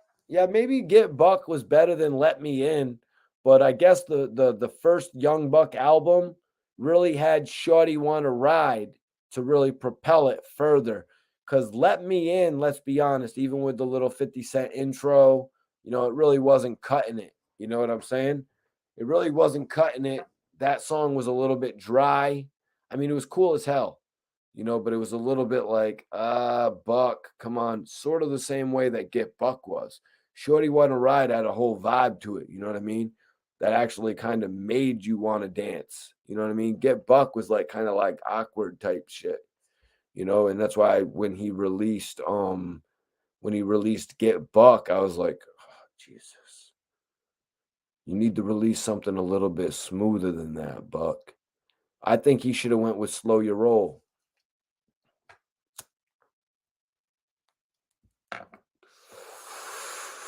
Hold on one second. Yeah, it was Slow Your Roll. And it should have been G Unit featuring Linkin Park. That would have been money. Oh, hold on. I Know You Want Me with Jazzy Faye. You are 100% right. You are 100% right. I think it was Polo.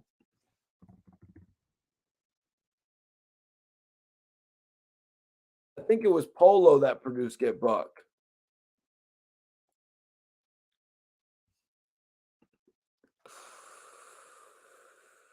Yeah, it was produced by Polo the Don. Excuse me, you guys. Yeah, Buck actually had a song on his first album called it was called I Know You Want Me, right?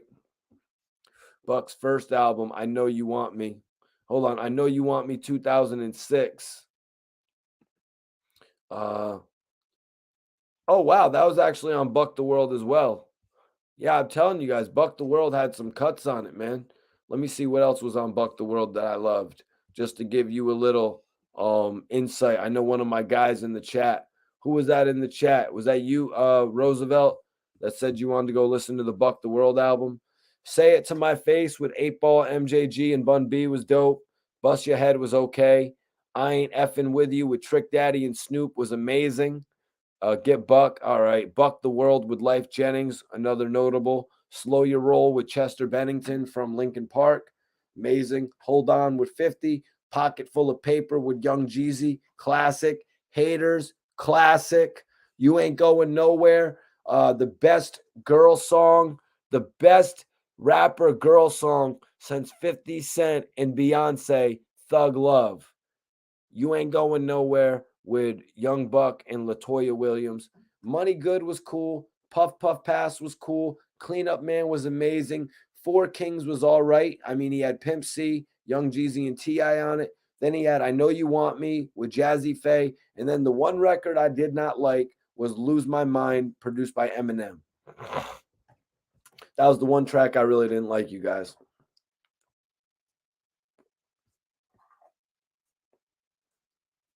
I like that, Dewart. He said, when Mikey T is live, it's just like sitting, smoking on the block. That's right. We got that vibe, man. I can't wait to go out to Cali. Y'all are going to see me pop out on Melrose. Y'all are going to see me pop out on Rodeo. Y'all are going to see me pop out on South Beach. Probably already seen me pop out on South Beach a lot.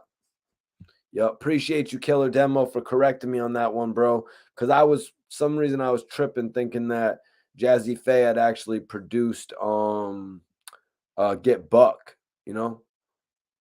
Yup. I Ain't Effing With You with Trick Daddy and Snoop. Buck really knew how to combine these rappers, you guys. Let me take a look at the poll. Appreciate you, Roosevelt. Appreciate you for tapping in tonight, bro. Anybody's not subscribed that's tapped in, make sure you subscribe, you guys. We got a dope live coming tomorrow night with 10 Toes Down, one of the dopest YouTubers out, y'all. But vote in the poll right now. I need to get y'all opinions. I need to get your opinion, you guys. Everybody in this live's opinion matters. You know what I'm saying? I need y'all to vote. I need y'all to vote in the poll right now. If you can't, I need you to refresh. And the poll will pop up. Who had the best sophomore album from G Unit? Who had the best sophomore album from G Unit? Was it Young Buck, Buck the World? Was it Lloyd Banks, Rotten Apple? Was it the Doctor's Advocate from The Game, even though he was gone from G Unit at that point? He removed himself. In the words of Young Buck, I ain't effing with you, is what The Game said to them. Or was it 50's sophomore album, The Massacre? Right now, 50 is leading. The Massacre is leading with 58% of the vote. Everybody's voting right now. So the poll results are changing. 50 Cent is leading with 58% of the vote, you guys.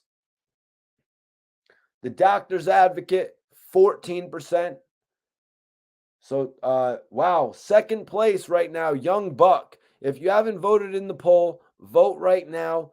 Who had the best sophomore album out of G Unit? I want to know, what do you guys think?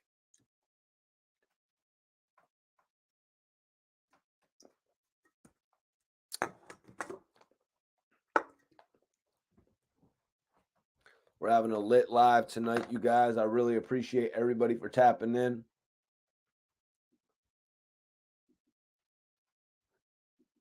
Definitely appreciate everybody for tapping in tonight, man. I got the best live audience, you guys.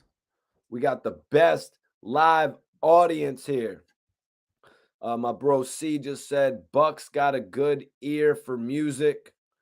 Yeah, man. The fact that he put the dude from Linkin Park on his record, you know what I mean? I think they should have took the extra step and actually put both Linkin Park members on there rather than the dude who just sung. You know what I mean? Why couldn't, Buck and the dude who rapped on Linkin Park actually both get 16s off, and then maybe you throw 50 in there too, so you got three 16s or 3 12s, and then you got Chester, the singer from Linkin Park, on the hook. You got a major G Unit Linkin Park collaboration right there, but we're too far removed from that, you guys. We're too far removed from that, you guys. That is out. That is out at this point, y'all. That is out at this point. Yeah, my bro Iceberg was telling me that we're going to be coming up with some sweatshirts and shit. Mikey T sweatshirts. Y'all wait for those. You know what I'm saying? If y'all want to rock them shits, we're going to come out with some good material. You'll see. I'll be wearing it. Then y'all can make your decision. Roosevelt coming out with some facts. Roosevelt meeting me like we're having a verses right now. Like we're comparing the G Unit 50 album, The Massacre, versus Buck the World versus style. He came back. Piggy Bank, In My Hood, Ski Mask Way, Baltimore Love Thing. The list goes on. All right, let me see. Let me see what I got to combat you. What do I got to go at Piggy Bank? Oh, I'm coming at Piggy Bank with Hold On. 50 Cent, Hold On. Much better song than Piggy Bank, bro. In My Hood. Okay, you got In My Hood. All right, that wasn't the strongest one from The Massacre. So I'm going to come back. I'm going to come back at you with Haters. Haters. That's right. I got you with Haters. Then you got Ski Mask Way, right? So you got Ski Mask Way. So that means I'm coming back at you with That Pocket Full of Paper featuring Young Jeezy. And then I guess since Jeezy's there, we're going to go ahead and bring out T.I. as well for Four Kings. For Four Kings. Or I could just hit you with that Cleanup Man. So I really just got you on the verses right there, Roosevelt. But in all honesty, it really depends on placement. You know what I mean? If you get to go first, if you get to respond, that's what it really depends on, man. Because if 50 were to respond to Buck with all those songs, it would probably work just the same way as the way I broke it down. But I got you on that verses right there, man.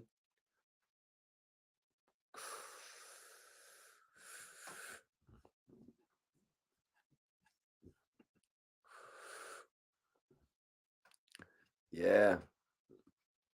That's how we do shit on this side, man. That's how we do shit on this side, man. But yeah, no, I appreciated that. I appreciated that little bit of conversation right there. So yeah, let's do some open questions, you guys. If anybody has any open questions, I always do at the end of the podcast. I always do open questions for everybody that wants to send some in. You know what I mean? I'm gonna smoke out. I'm gonna rock out. We got through the topics. finally addressed the whole Kanye West Game record. A little strange, you know what I mean? A little strange, but in all honesty, I've seen Kanye West actually given Game a lot of the Yeezy wear, you know what I mean? So I don't really think that really plays too much into Game's relationship with Kanye West. I think they've been keeping tabs with each other outside of the music, you know, because Game is kind of a figure in the industry, no matter if someone's going to call him irrelevant or not. I don't really know. I don't really know so much if they just did music because of this whole incident that happened, man. Like, I don't want to discredit their whole relationship. You know what I mean? Because I'm one of the guys who literally lived through this whole thing. I literally watched all these artists come out together. We literally watched them work together. I think MTV or BET actually did a promotion for Kanye West in the Game making the video. You know what I mean? So to really say that is kind of discrediting what we all watched coming up. You know what I mean? Of course, it's going to be easier for somebody to say that who wasn't really around while all of this shit was going down. You know what I mean? At this point, I think we all know, I guess Wack wasn't the active manager of the Game at this point in his career when he was working with Kanye West on Dreams and when he was working with Kanye West on Wouldn't Get Far. You know what I mean? I think we all pretty much know. I don't think anybody was all too concerned with who the Game's manager was back then. The Game was the superstar. Nobody cared who Kanye West's manager was. You know what I mean? Maybe they assumed that Dame Dash had something to do with it. You know what I mean? Because Dame Dash was all up in the videos doing his thing. You know what I mean? Making his name for himself. You know, maybe as fans, you would assume that. You know what I mean? But that's a whole nother story. Okay. Roosevelt said, yeah, everybody can send in their questions right now. If you got anything, man, if anybody has any questions, you could send them in right now, man. You know, I appreciate everybody for tapping in. At the end of my show, I always do open questions with everybody throughout the show. If you want to send in a super chat, though, it could be whatever question you want, but I do appreciate everybody actually tapping in and conversating on all the topics. Roosevelt asked, I got a random question just for kicks. Which song you got? The Cleanup Man versus the Mechanic from the Return of the Body Snatchers. Yo, man, the thing about everybody can vote in the chat as well if you actually heard the Mechanic, and the Cleanup Man was actually a dope song on Buck the World. But the thing about the Mechanic, it was a little bit boring for me.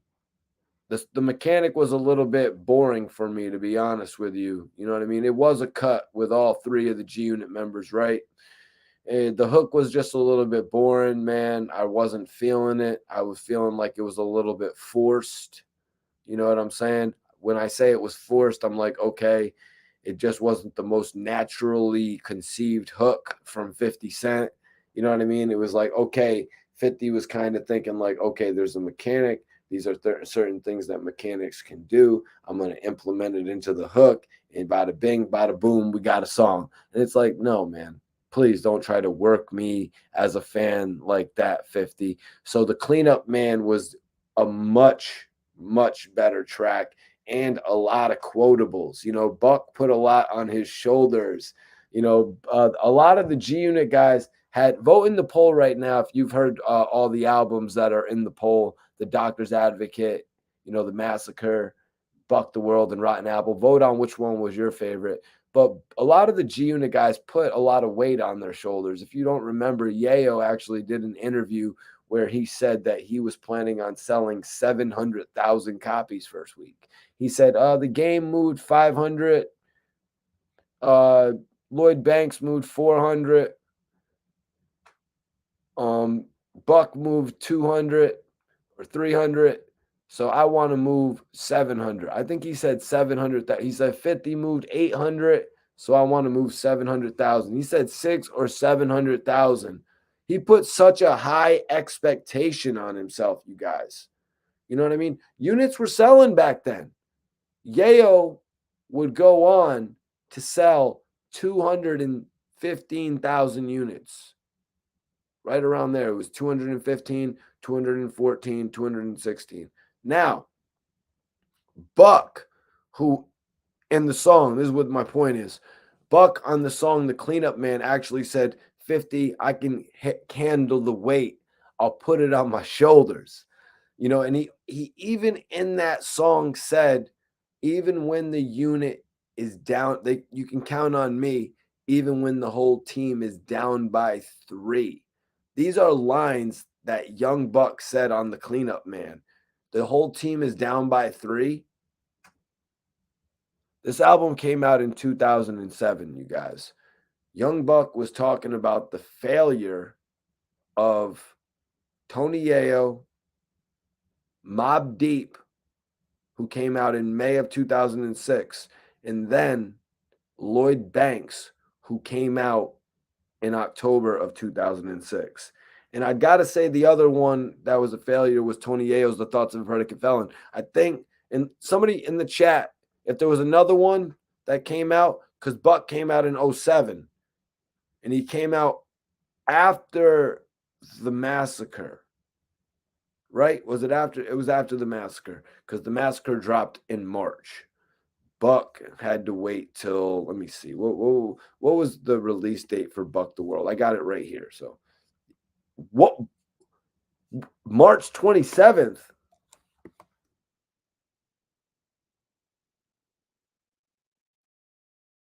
March 27th. Oh, okay, we're talking 2 years difference. We're talking 2 years difference anyways. I just messed up my dates. He actually dropped around Curtis time. Yeah, they pushed Curtis back to September. Yeah, I totally just messed up my dates because, yep. So he was talking about Yayo in August of 2005. He was talking about Mobb Deep, who sold, what was it, 110,000 copies? Mobb Deep Blood Money in May of 2006.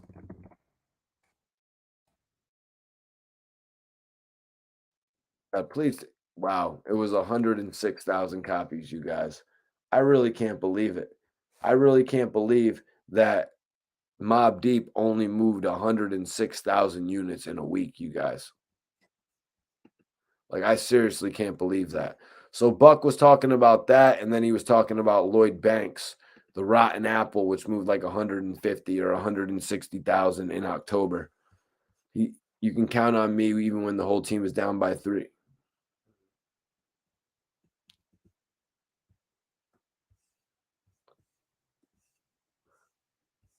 Nah, I don't need any drops, bro. Who did Cashville? Was it Buck?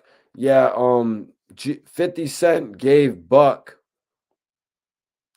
50 Cent gave Buck G Unit South.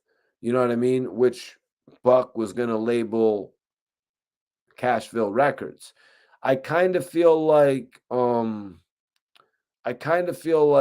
he was going to do the same thing with The Game. You know what I mean? I kind of feel like 50 was going to give The Game G Unit West, aka the Black Wall Street. You know, 50 would let them name it what they want to name it, but at the end of the day, you know what I mean? At the end of the day, it was going to be the G Unit branch off labels, G Unit West, G Unit South, you know what I mean? All these different branch offs. Oh, Roosevelt bringing up the fact that the Mace deal got screwed up too, and Olivia as well. Well, you know, man, Diddy was asking for $2 million. Diddy was asking for $2 million to actually sign off on the Mace project.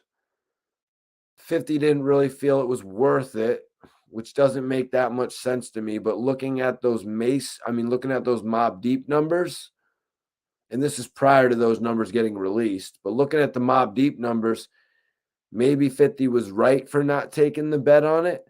Now, what happened with Olivia, they put a bank behind Olivia. When I say they put bank behind Olivia, I mean they did videos, Twist It, You know what I mean? They did all types of performances. They put Olivia on Candy Shop. They gave Olivia all types of opportunity to shine, you guys. Olivia was given a real opportunity. You know, they even gave her some looks on all the albums. She got a look on Tony Yayo's album in 2005, right after she had a look on 50 Cent's album. They were working on her album behind closed doors, and it just didn't really attract much attention with that single that they did with Lloyd Banks called Twist It. She had a follow-up single, what was it called? So Sexy? Or was it just called Sexy? You know, she had a record that she followed it up with. It didn't really do that many numbers. Matt Clean, no. 40 Glock was not with G Unit West. 40 Glock was actually with Infamous. 40 Glock was actually, from my understanding, his affiliation to G Unit actually came with Mobb Deep. When Mobb Deep linked up with G Unit in 05, 06, whenever the time frame was right there, that is when 40 Glock's relationship, to my recollection, you know what I mean? To my recollection, but that's pretty early to be linking up with G Unit, anyways, 2005. You know what I mean? That's pretty early. So I think that's when 40 Glock came in because he was messing with Prodigy and all them. David, what was a bit like Death Row Records, bro? Definitely interested to hearing what you got to say there. McLovin, what up, McLovin? Appreciate you for tapping in, bro. Hope you got your ID situated, man, and get your confidence right. You know, when you're going into package stores and shit, man, you got to be ready for that shit. Unless you're already 21, man, but still have the confidence to go in a package store. I know it can be daunting.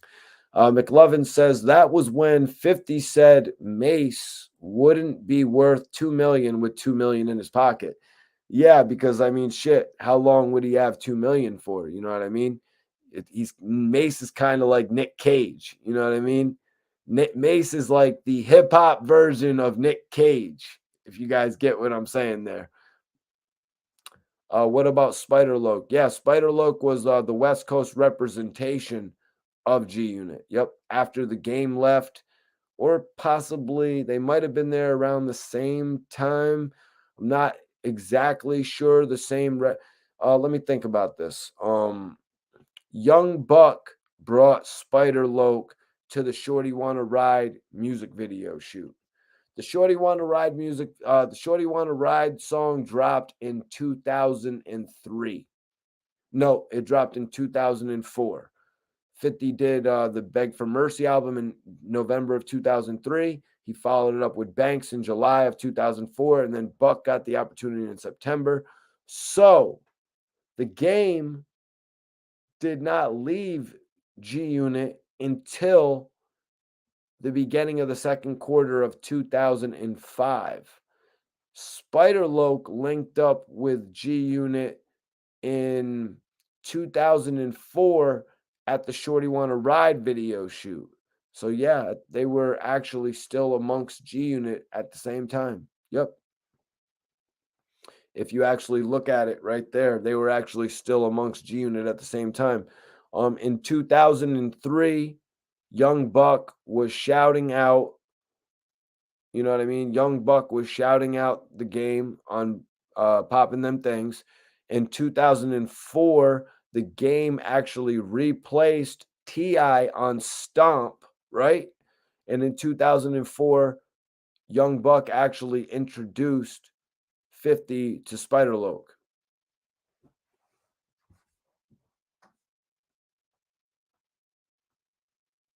Yep. Yep. Yeah, facts. 50 really could have had a major thing with all those different branches of G Unit. You know, I'm not sure if they were going to do just the G Unit, and then they were going to have G Unit New York, G Unit West, G Unit East, G Unit West, G Unit South, and then maybe an overall G Unit. I do know he was doing the G Note thing, which was for the R&B artists, but that was kind of later after he kind of realized that G Unit really wasn't going anymore like that.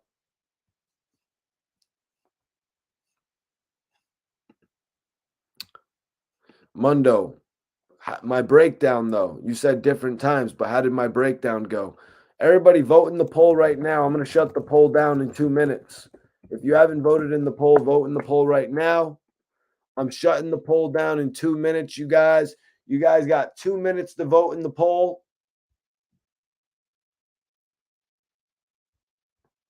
Y'all got 2 minutes to vote in the poll right now. If you haven't voted yet, vote right now. Hell yeah, man. I really appreciate everybody.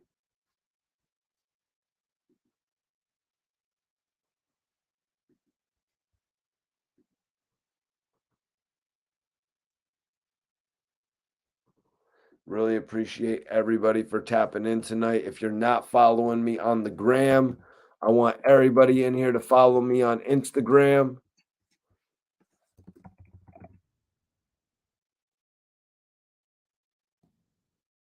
Whoever follows me, I'm going to follow y'all back right now.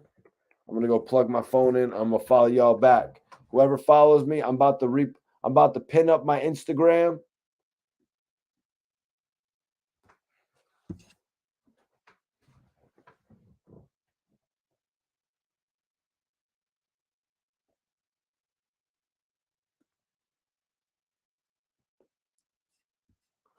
KG, I don't get what you're saying, bro. We weren't talking about that.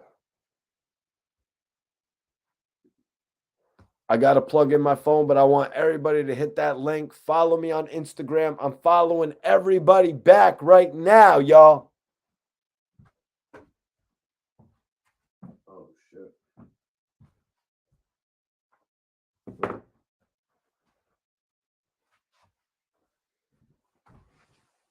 I think I left my charger outside, guys. That's a wrap on the phone tonight, actually. That'll be a wrap on the phone tonight. But I want everybody to vote in the poll. I can follow y'all back from my computer, to be honest. Follow y'all back from my computer. Let me see who followed me. I'm following everybody back. See, what do we got here? Oh, Mac, I got you, bro. I just followed you. Upstate, I just followed you. I don't know if you're still watching Upstate, but I just followed you, bro. Let me see what's popping here.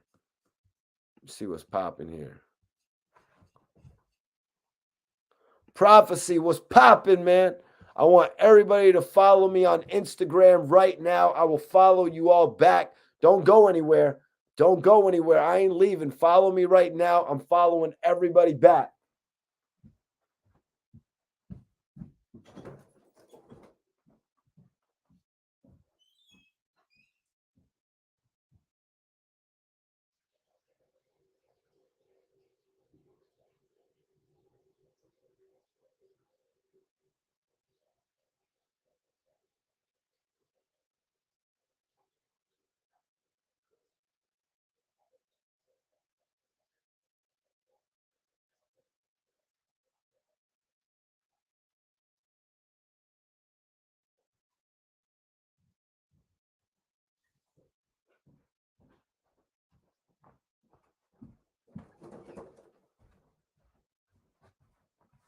Damn. I thought that was going to be a quick fix, but yeah, my charger must be out in my garage in my car or some shit. So I'm going to have to get that after the stream. Let me see what's going on with this poll. All right, I'm about to end the poll. You guys got 30 seconds on the poll. We got 60 votes in the poll. We got 78 people in here. So we got room right now, y'all.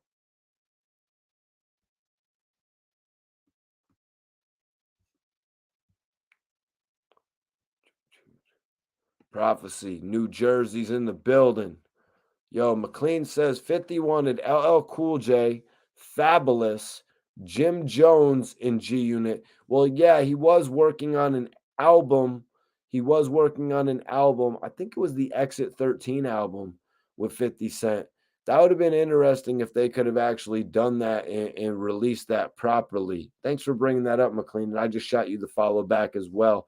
Everybody on here, I'll follow y'all back if you follow me right now, just so we could stay in tune. I like to tap in with everybody that shows me love on the channel. I'd never heard of 50 having interest in Fabulous, though, man. That's one I never heard of. But also Jim Jones and G Unit. Yo, those rumors were major back in the day. Yeah, those were major rumors back in the day. You know, Jim Jones was on an independent label.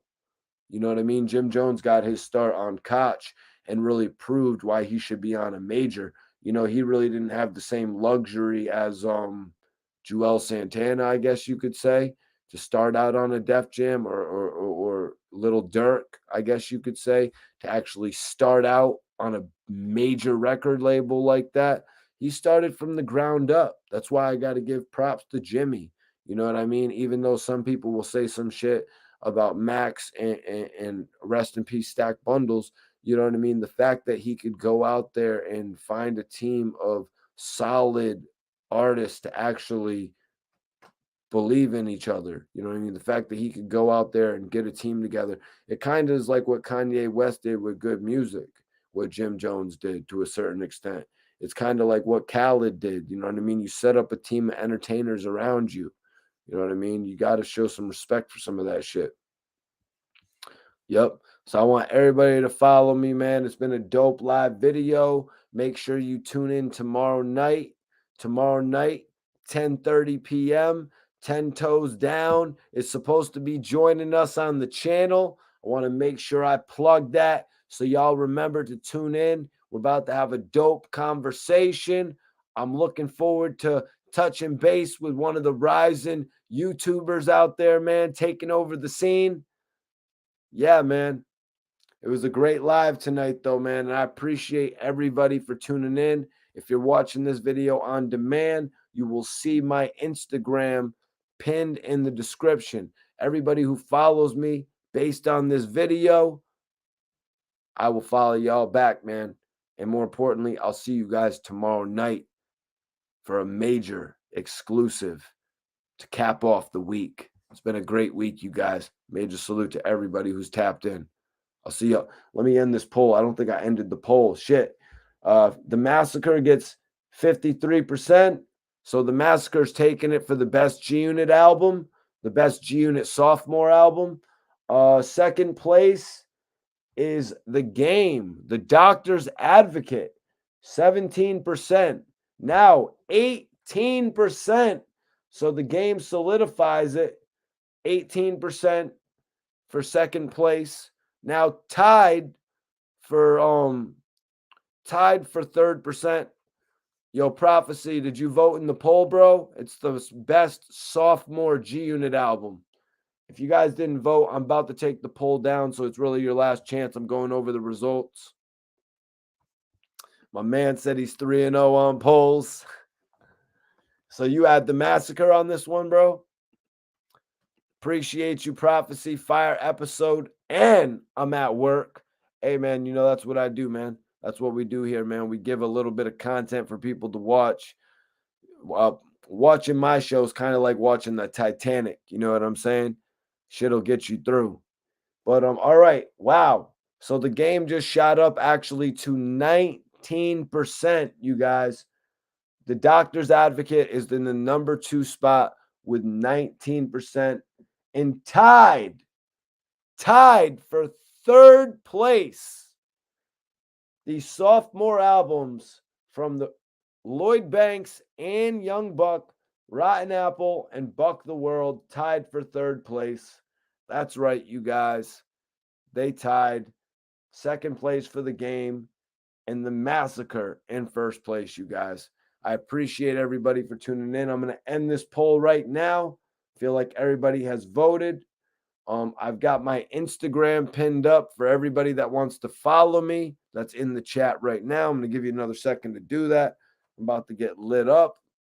About to get lit up as we end the show, though. And I appreciate everybody for tapping in. We'll see y'all in the next episode, guys. Appreciate it.